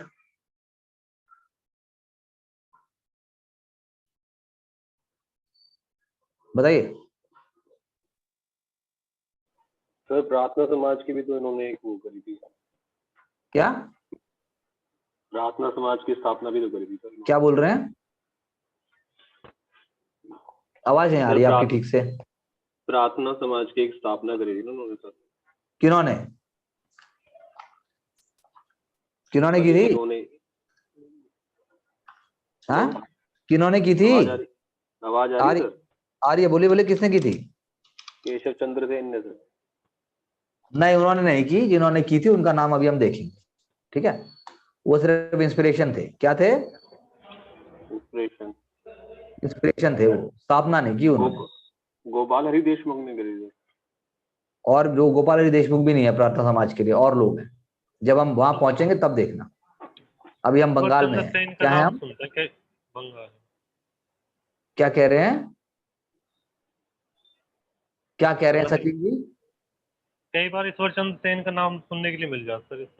हाँ, कई बार मिल जाता है, जब जब हम सुनना चाहते हैं। केशव चंद्र सेन की तरह ईश्वर चंद्र विद्यासागर भी समाज सुधारक हैं। अभी हम देख लेंगे उनको, पहले हम जरा इनको तो देख लें। ओके। ठीक है जी, केशव चंद्र सेन जो है वो पूरे उसको यूनिवर्सल आइडियाज को लेके जाएंगे, आचार्य बन जाएंगे जैसा मैंने कहा। और उसके बाद वो हिंदू कस्टम प्रैक्टिसेस, क्या caste system, untouchability, child marriage, polygamy, widow remarriage, इन सब चीजों को वो प्रमोट करेंगे। ब्रह्मो मैरिजेस होने लग जाएंगी, ब्रह्मो विडो मैरिज भी होने लग जाएंगी। और वो क्या बनाएंगे कि ब्रह्म बंधु सभा, क्या बनाएंगे? वो ब्रह्म बंधु सभा बनाएंगे, ब्रह्म बंधु सभा। केसी सेन बाबू क्या बनाएंगे? ब्रह्म बंधु सभा ही बनाएंगे। फिर उसके बाद जो है वो उसी नाम पे क्या बना देंगे? वो ब्रह्म बंधु ब्रह्म बोधिनी सभा, ब्रह्म बोधिनी पत्रिका है। ऐसी एक और बॉडी भी बनाएंगे, वो ब्रह्म हितैषणी सभा। तो यानी सारे लोग ऐसे ही करते थे। सर पहले एक चीज पूछनी सर, पहले इन्होंने इसका विरोध किया। हाँ? क्या कह रहे हैं? जो पहले सर जाति प्रथा, बाल विवाह और विधवा का पुनर्विवाह, ये सब इन्होंने पहले इसका विरोध किया था सर। केशव चंद्र सेन ने, जो ब्रह्म समाज था। इन्होंने वीडियो रीमैरिज का विरोध कभी नहीं किया सर। हाँ, विधवा पुनर्विवाह का सर, हाँ, दोबारा शादी करने। विधवा पुनर्विवाह का आप कह रहे हैं कि केशव सेन ने विरोध किया? ब्रह्म समाज ने सर। ब्रह्म समाज ने विधवा पुनर्विवाह का विरोध किया, आप ये कह रहे हैं? Yes sir. असंभव सर, लिखा हुआ है बुक में। कौन सी बुक में? एनसीईआरटी में? Yes sir. क्या लिखा है? पढ़ो। कि ब्रह्मलोक महान समाज सुधारक भी थे। उन्होंने जाति प्रथा तथा बाल विवाह का जमकर विरोध किया। विधवा पुनर्विवाह समेत स्त्री कल्याण के सभी उपायों के साथ स्त्री पुरुषों के बीच आधुनिक शिक्षा के प्रसार के वे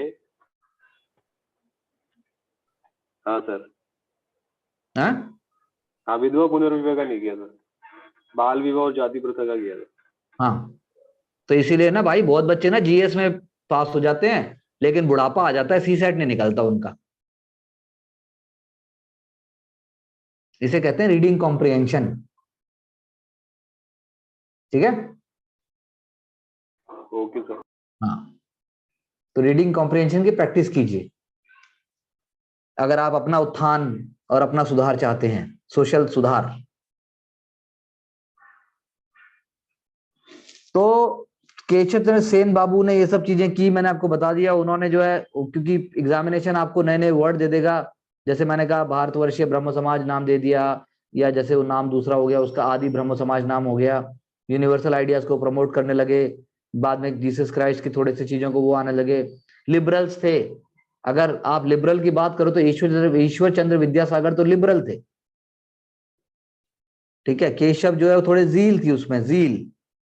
वो जो है जब एक बार इंग्लैंड जाके आए तो और ज्यादा उनके अंदर जील आ गया कि भाई मैं भी ऐसे ही चीजें करूंगा।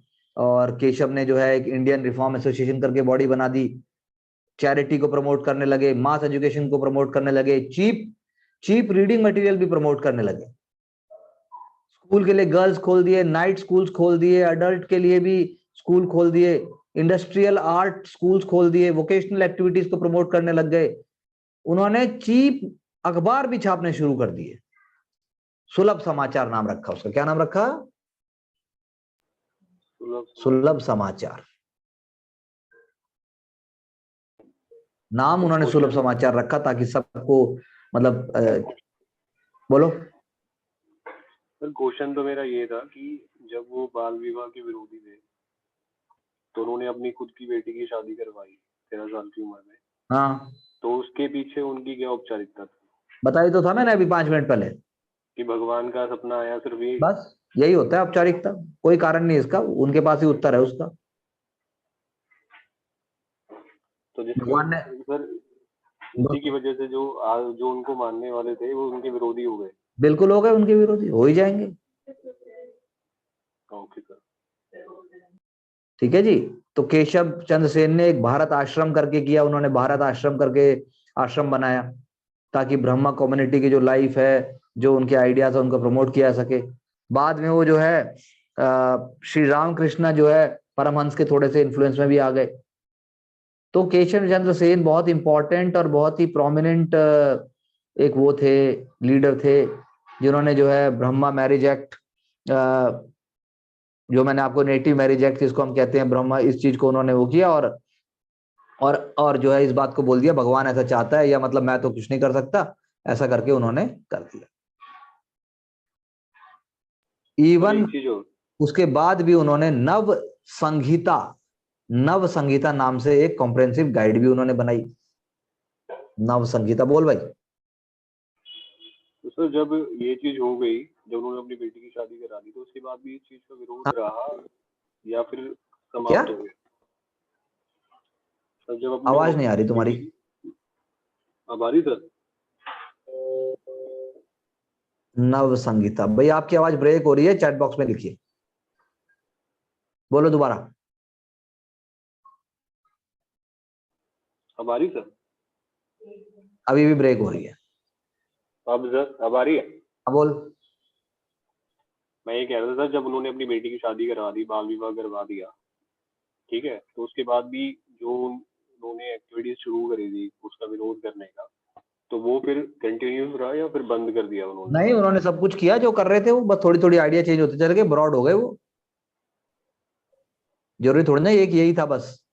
1878 में उन्होंने जो है अपनी बेटी की विवाह की थी, मेरे ख्याल से 1876-78 में उन्होंने किया था अपनी बेटी का विवाह। उन्होंने उसके बाद जो है, उसके बाद भी उन्होंने आर्य नारी समाज, और ये जो मैंने अभी आपको बताया कि नव विधान, और उसके बाद जो है ये सारी चीजें करते रहे वो। लेकिन हाँ, ऑब्वियसली उनके फॉलो कम हो जाएंगे, उनके फॉलोअर कम हो जाएंगे, और जब वो नहीं रहेंगे तब भी हर समाज के व्यक्ति, हर धर्म का व्यक्ति उनके जाने का अफसोस और दुख मनाएगा और उनको जो है श्रद्धांजलि देगा। ठीक है जी। Okay sir. हाँ, ऐसा नहीं है। और साइंटिफिक थे वो, लेकिन हर आदमी का अपना अपना होता है।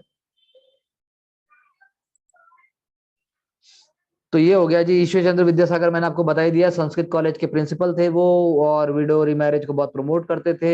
1856 का जो डलहौजी का एक्ट आया था, विडो रीमैरिज एक्ट, उसको उन्होंने बहुत सपोर्ट किया, उसको उन्होंने पास करने में मदद कराई, बंगाली ग्रामर में मदद की, बंगाली टेक्स्ट में मदद की, संस्कृत बुक्स को उन्होंने ट्रांसलेट करने में मदद की, और उसके बाद उन्होंने दलित समाज को संस्कृत पढ़ने में भी बहुत मदद की। सबके लिए उन्होंने संस्कृत की जगह खोली। उन्होंने किताबें भी लिखी। एक किताब का नाम था बहुविवाह, बंगाली है इसलिए विवाह बोलेगा, और एक था आपका विधवा विवाह।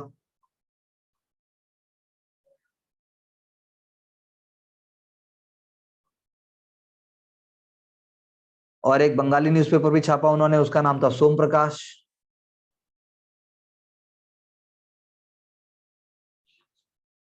ठीक है जी। ऐसे ही उन्होंने एक स्कूल फाइंड किया, बेथुने school.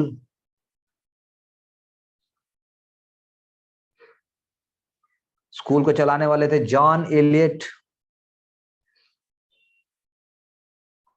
Drink water बेथुने।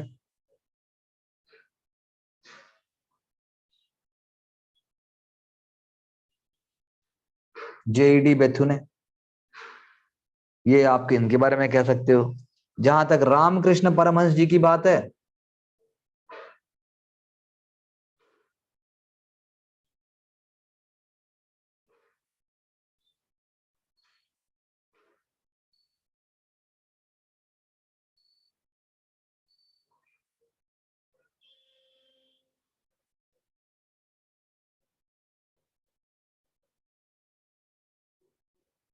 Ramakrishna Paramhans वो क्या थे? काली के उपासक थे, संत प्रवृत्ति के व्यक्ति थे, भगवान की खोज में थे। हिंदू, मुसलमान, क्रिश्चियन सब संतों के साथ रहते थे।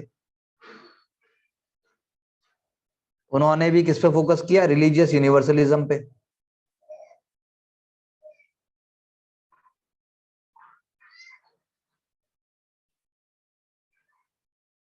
उनके रूट्स कहाँ थे? इंडियन कल्चर और इंडियन थॉट्स में उनके रूट्स थे। उन्होंने कहा सभी धर्मों में ट्रुथ मिलता है,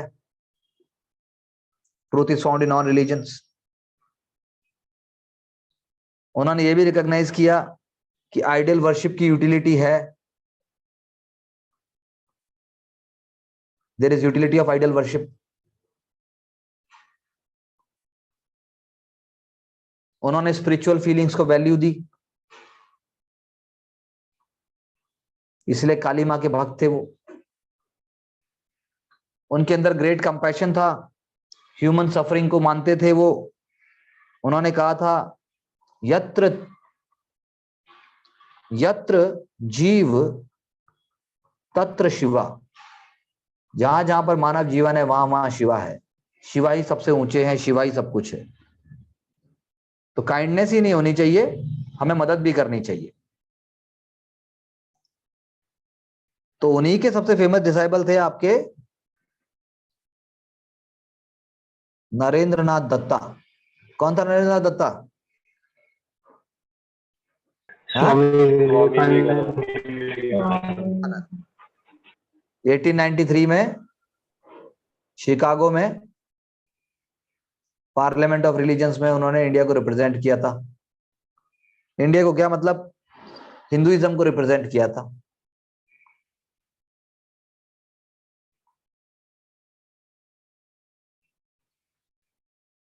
उन्होंने फोकस किया कि एक हेल्दी बैलेंस होना चाहिए स्पिरिचुअलिज्म और मटेरियलिज्म में। हेल्दी बैलेंस होना चाहिए स्पिरिचुअलिज्म प्लस मटेरियलिज्म।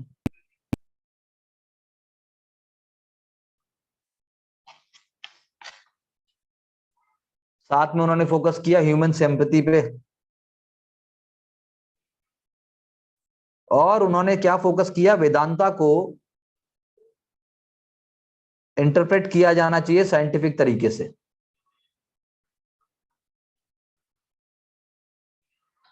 बात समझे, वेदांता को साइंटिफिक किया जाना चाहिए और वेदांता को इंटरप्रेट किया जाना साइंटिफिक तरीके से। इसीलिए हम कहते हैं he is father of,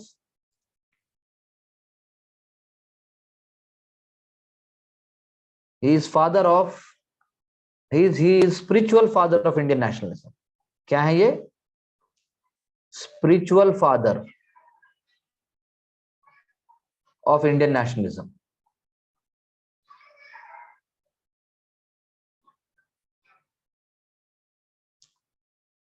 spiritual father of Indian nationalism कहते हैं उनको हम। उन्होंने एक बहुत फेमस उन्होंने बुक लिखी, lectures from Colombo to Almora. कहाँ है कोलंबो? हाँ, और साथ में उन्होंने, हाँ, एशिया में। कहाँ है? श्रीलंका सर। अरे ये क्या बोल रहा था राजीव, क्या बोल रहा था, एशिया? श्रीलंका। अच्छा, तो विवेकानंद जी ने क्या फाउंड किया, रामकृष्ण मिशन फाउंड किया।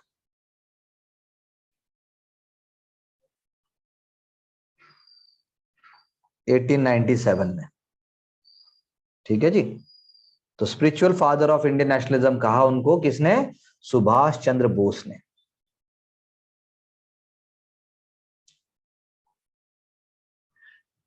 ऐसे ही हम गुरुदेव रविंद्रनाथ टैगोर के बारे में बोल सकते हैं, उनको गुरुदेव कहा जाता है। बंगाली रेनेसा को उनको प्रतिपादक कहा जाता है।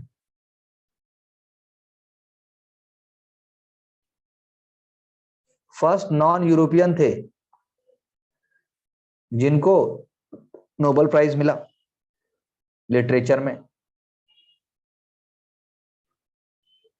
गीतांजलि, उनकी कविताओं का जो संग्रह था उसको क्या कहते हैं, गीतांजलि। इंडिया के अलावा उन्होंने किस कंट्री का नेशनल एंथम लिखा है? बांग्लादेश सर। बांग्लादेश।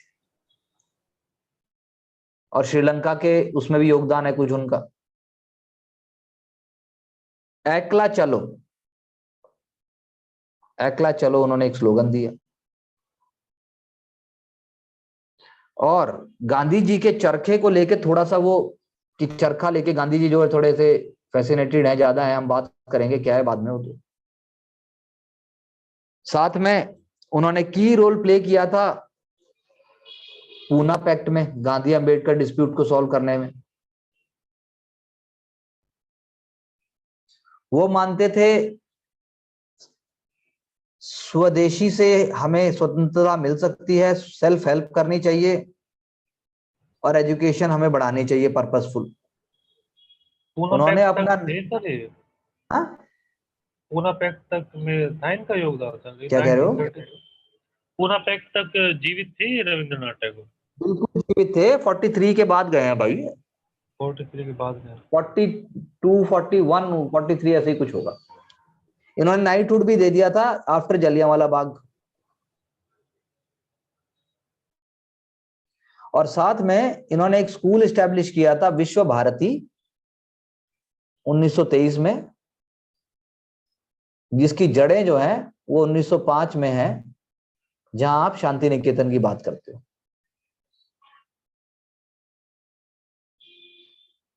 ये हम इनके बारे में कह सकते हैं। इनके भाई थे सत्येंद्रनाथ टैगोर, जो कि भारत के पहले सिविल सर्वेंट थे। ठीक है जी, आप बोलो और कुछ पूछना है तो। हमने एक लेवल क्लियर कर दिया है। अब अगर आप आगे बात करो, जैसे अभी ये बोल रहे थे, तो भाई ये तो हो गया बंगाल, हमने जो अभी कवर किया। लेकिन ऐसे ही वेस्टर्न इंडिया है। वेस्टर्न इंडिया में भी वही सब डिविजन हैं, वही सारे इश्यूज हैं जो इधर हैं। ब्राह्मण जो है वो ब्राह्मणिकल क्लास कहना चाहिए, और ब्राह्मण्स भी जो है एजुकेटेड हैं वो डोमिनेट कर रहे हैं।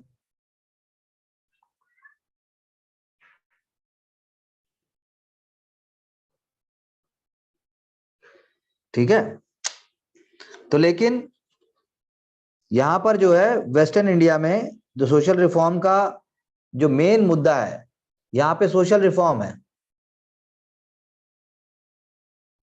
बंगाल में क्या था? Religious reform. और यहां क्या है? Social reform. दोनों में फर्क है। तो यहां पर अर्ली रेडिकल रिफॉर्मर्स कौन थे? जैसे early Jyotiba Phule. Early reformer में ज्योतिबा फुले आते हैं। किसके लिए स्टैंड उठे थे वो? इक्वलिटी और रेशनैलिटी। उनकी वजह से क्या हुआ? लोअर कास्ट में एक कॉन्शियसनेस आई। लेकिन क्या नहीं हुआ?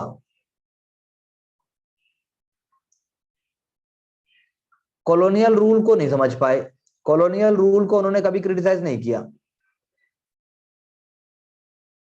बट नॉन ब्राह्मण मूवमेंट्स को जरूर जन्म दिया।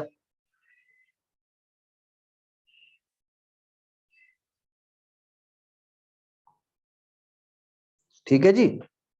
ऐसे ही महाराष्ट्र में मॉडरेट रिफॉर्मर्स भी थे। मॉडरेट में कौन आएंगे? जैसे एमजी रानाडे। लेकिन जब हम हिस्ट्री देखते हैं अर्ली फेस, तो अर्ली फेस में आ जाते हैं बाल शास्त्री जांबेकर।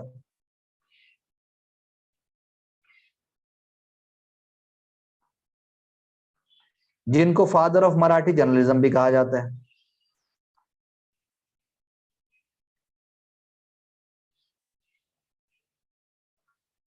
उन्होंने एक न्यूज़पेपर स्टार्ट किया, दर्पण। साथ में अपनी राइटिंग्स के थ्रू उन्होंने रिफॉर्म्स किए।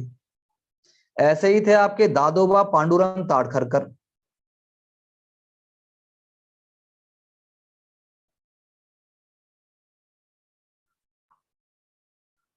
दादोबा पांडुरंग ताड़खरकर और एक थे आत्माराम पांडुरंग ताड़खरकर। दो थे भाई ये। दादोबा पांडुरंग ताड़खरकर साहब ने जो है परमहंस मंडली बनाने में योगदान दिया।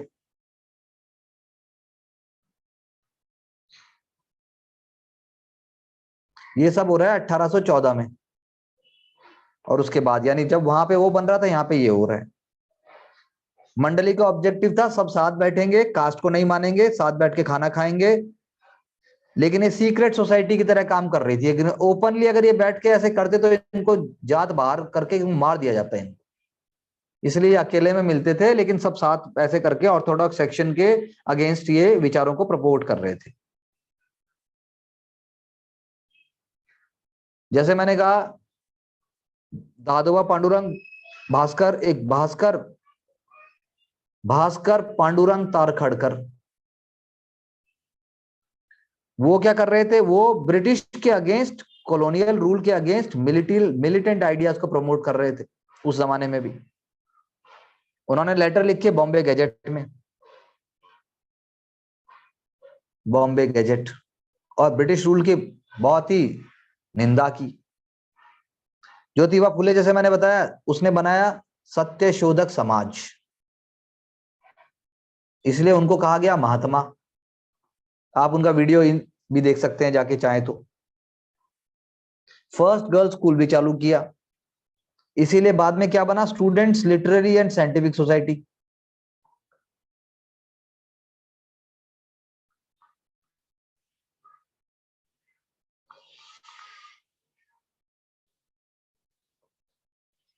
ठीक है जी, student literary and scientific society. और मराठी और गुजराती में यहाँ पे काम होता था।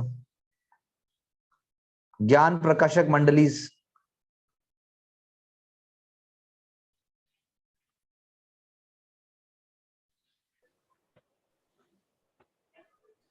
ऐसे ही एक लीडर थे करसनदास मूलजी।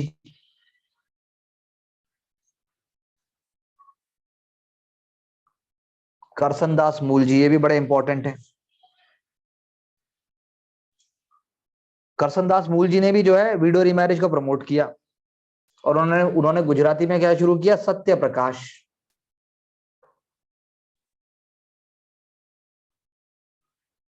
ऐसे ही नाम आता है गोपाल हरि देशमुख का, जिनको कहा जाता है लोकहितवादी।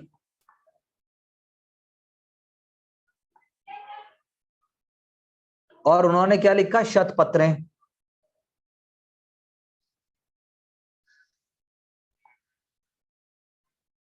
प्रभाकर न्यूज़पेपर में लिखा उन्होंने ये सब।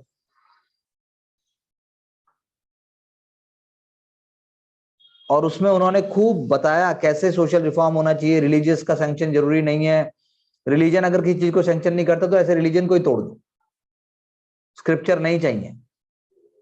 उन्होंने कहा कि विधवा होना या चाइल्ड को मैरिज करना अपने आप में एक मर्डर है लिविंग ह्यूमन बीइंग का, इससे इंसान की आत्मा मर जाती है। आप अपनी बेटियों को कैसे मार सकते हैं ऐसे। ऐसे ही विष्णु भीकाजी गोखले,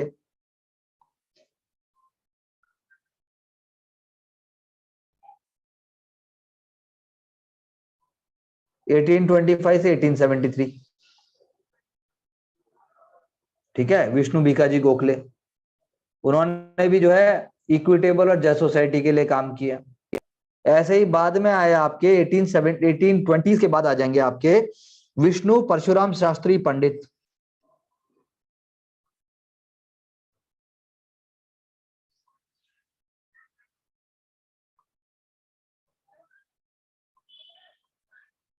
इन्होंने क्या किया, इन्होंने विधवा विवाह उत्तेजक मंडल खोला।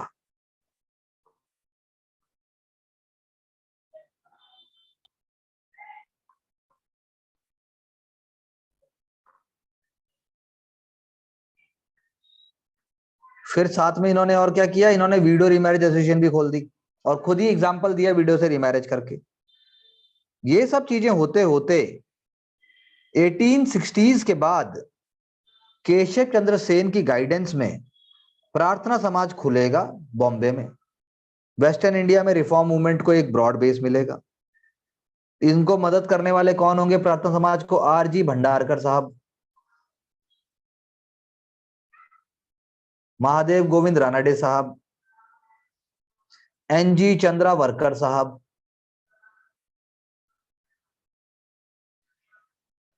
डिप्रेस क्लासेस मिशन,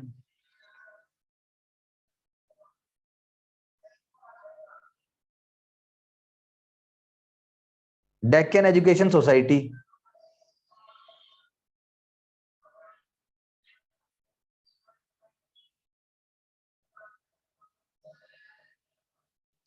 ये सारी चीजें जो हैं आप लगा लीजिए ब्रह्मो समाज को आगे बढ़ने में मदद करेंगी। R.G. भंडारकर को इसीलिए क्या कहा जाता है, महर्षि। महर्षि महर्षि R.G. भंडारकर हिंदू मुस्लिम एकता के बहुत बड़े प्रतिपादक थे वो। ऐसे ही आपके जो थे नारायण महादेव परमानंद,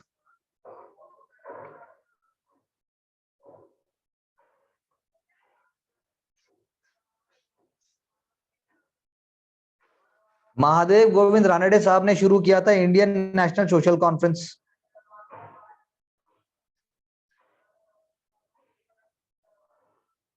इंडियन नेशनल सोशल कॉन्फ्रेंस, उससे पहले उन्होंने स्टार्ट किया था पूना सार्वजनिक सभा, यानी ऐसे मुद्दों को उठाना है जो पब्लिक मुद्दे हैं, इसीलिए नाम क्या है, सार्वजनिक, पूना सार्वजनिक सभा। मॉडरेट थे, इंदु प्रकाश न्यूज़पेपर में लिखते थे अपने बारे में कि भाई हमारी सोच क्या है, देश कैसे आगे होना चाहिए। इकोनॉमिक नेशनलिज्म की बात हम उनकी कर चुके हैं। उन्होंने प्लेज मूवमेंट भी शुरू की कि भैया हम जो है विधवा विवाह को प्रमोट करेंगे और चाइल्ड मैरिज को नहीं करेंगे। साथ में उनकी वाइफ रमाबाई रानडे खुद ही जो है एक विडो थी, चाइल्ड मैरिज का शिकार थी, उनसे उन्होंने विवाह किया। उसके बाद उन्होंने स्लम्स में स्कूल खोले और भी प्रोग्रेसिव काम किए। उनके इंडियन नेशनल सोशल कॉन्फ्रेंस को 1890s में तिलक ने मजबूर किया that it should not be taking place along with Congress, because वो थोड़ा ढीला ढाला मामला है उनके हिसाब से, फोकस्ड और एग्रेसिव रेडिकल नहीं है, तो उसके बाद से वो अलग हो गया। ऐसे ही एक और महान व्यक्ति थे, विष्णु शास्त्री चिपलंकर। विष्णु शास्त्री चिपलंकर, ठीक है जी, विष्णु शास्त्री चिपलंकर, उन्होंने भी बहुत मदद की। उन्होंने क्या लिखा? निबंध माला। निबंध माला, विष्णु शास्त्री चिपलंकर ने क्या किया? निबंध माला की जी उन्होंने। और उन्होंने क्या? डेक्कन एजुकेशन सोसाइटी,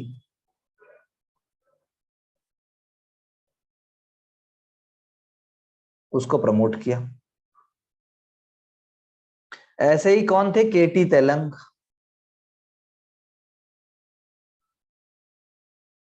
केटी तेलंग ने बाद में जो बात गोखले साहब ने बोली, वही बात उन्होंने बोली कि प्राइमरी एजुकेशन कंपलसरी होनी चाहिए।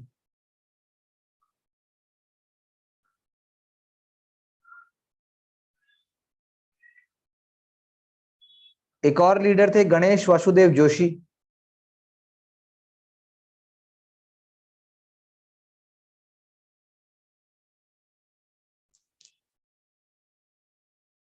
उन्होंने भी जो है ब्रिटिश की इकोनॉमिक पॉलिसी को क्रिटिक किया। एक और नाम आपने सुना होगा, गोपाल गणेश आगरकर, जी आगरकर। सिमिलरली थे आपके महर्षि ढोंडो केशव पंत कर्वे। ढोंडो केशव कर्वे, महर्षि ढोंडो केशव कर्वे।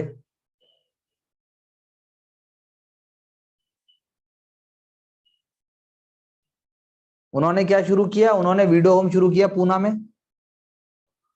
और साथ में इंडिया की पहली women university Shrimati Nathibai Damodar Thackersey university.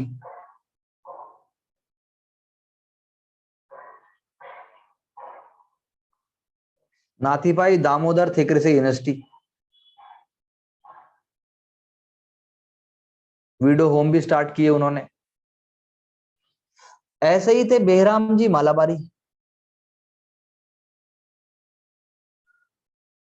Behram जी मालाबारी मालाबार से नहीं थे, पारसी सोशल रिफॉर्मर थे।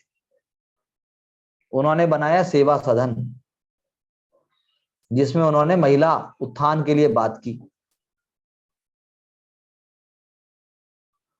उन्होंने एज ऑफ कंसेंट एक्ट 1891 को भी प्रमोट करने की बात की, जिसके अगेंस्ट में तिलक भी थे और स्वामी विवेकानंद भी थे, कि हमारे धार्मिक विचारों में बाहर के लोग क्यों एक्ट करें। ऐसे ही गोपाल कृष्ण गोखले साहब का जो था, वो था आपका servant of India society.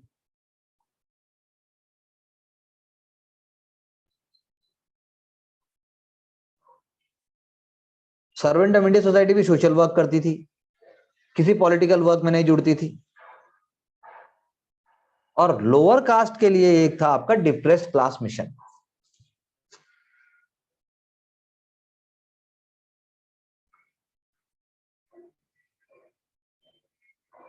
Depressed class mission था, जो कि आपके विट्ठल रामजी शिंदे,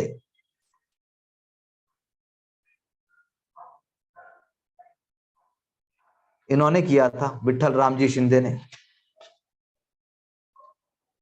और एक नाम और भी है, आप अंसरकारी चैनल पे जाके देख भी सकते हैं, नारायण मल्हार जोशी। नारायण मल्हार जोशी ने क्या शुरू किया? Social service league. Social service league शुरू की उन्होंने बॉम्बे में 1911 में। और वो जो है all India trade union Congress से भी जुड़े हुए थे जब वो बनी। तो विष्णु शास्त्री चिपलंकर हो गए, जैसे उनकी निबंध माला, लोकहितवादी गोपाल हरि देशमुख हो गए। ये सारी चीजें हमें दर्शाती हैं कि वेस्टर्न इंडिया और बंगाल में क्या क्या हो रहा था। कल हम देखेंगे कि नॉर्थ इंडिया में क्या हो रहा है। नॉर्थ इंडिया में आपका आर्य समाज बनेगा, और उसके बाद फिर हम देखेंगे साउथ इंडिया में क्या हो रहा है। साउथ इंडिया में justice party movement, Sikh reform movement, ये सारी चीजें फिर हम देखेंगे along with the coming up of sir Syed Ahmad Khan की जो अली